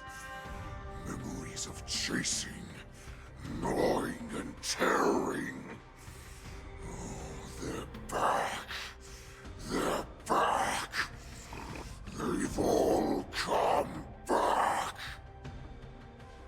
lord, we're just one step away from freedom. Once we pass through the gate, no one will be able to stop us. So this hostage is useless now. Kill him, Moktok. He's getting away. Do something, Jiao. It's just like the old days, you useless loser. Just do something! Maybe this Yao Qing messenger can strike a deal in exchange for his life. He can use his status to help us escape from the Xianzhou. What do you think, Mr. Jiaozhou?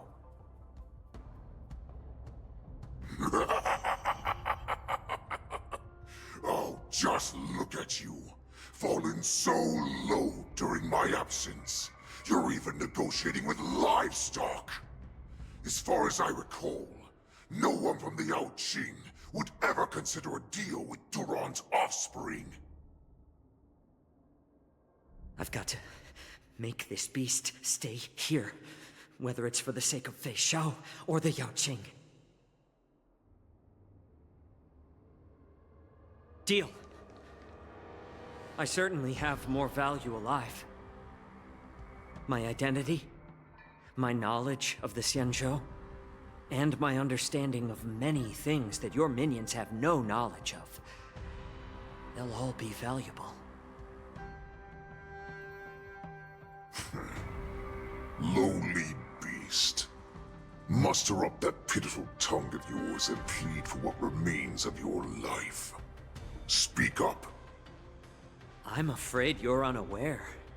The woman who defeated you, Jing Liu, she has recently returned to the Luofu. Your opportunity for revenge is right in front of you. My lord, this slave is talking nonsense. I've never heard anything about this. May I just kill him now? Silence, Moktok! And you, slave. From now on, you'll stay by my side. You'll only speak and move when I allow you to. Otherwise, I'll dismember you from head to tail, inch by inch. Got it? But my lord... We must stay here for some time, Moktok. Fear not. Because once I step out of the prison, it's the people of the Xianzhou who should tremble in fear. I'll show them what true calamity means. Now, Duran's whelps, follow me!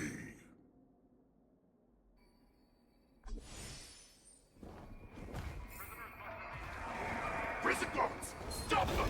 For our great Lord Hulei!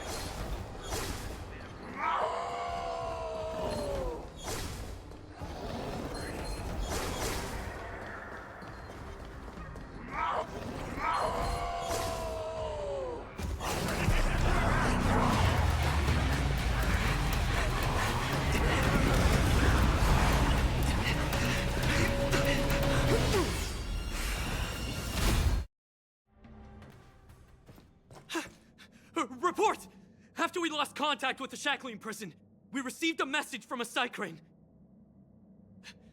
The prisoners have revolted, and the criminal Hulei is nowhere to be found! What about the Yao Qing messengers and the Nameless? No news at the moment. We're trying to restore contact with the shackling prison as soon as possible. I see. You're dismissed.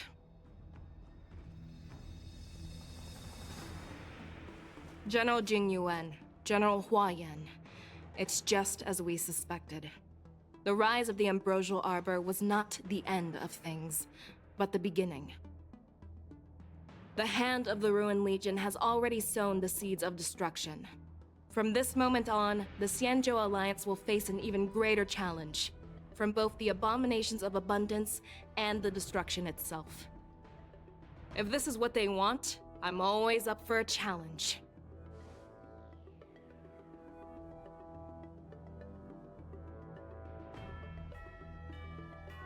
As the Marshal Special Envoy, I'll dispatch the Lawfu Cloud Knights to pursue Hule myself. Looks like the hidden dregs have finally come to the surface. And as I said before, it's time to wash them away, once and for all.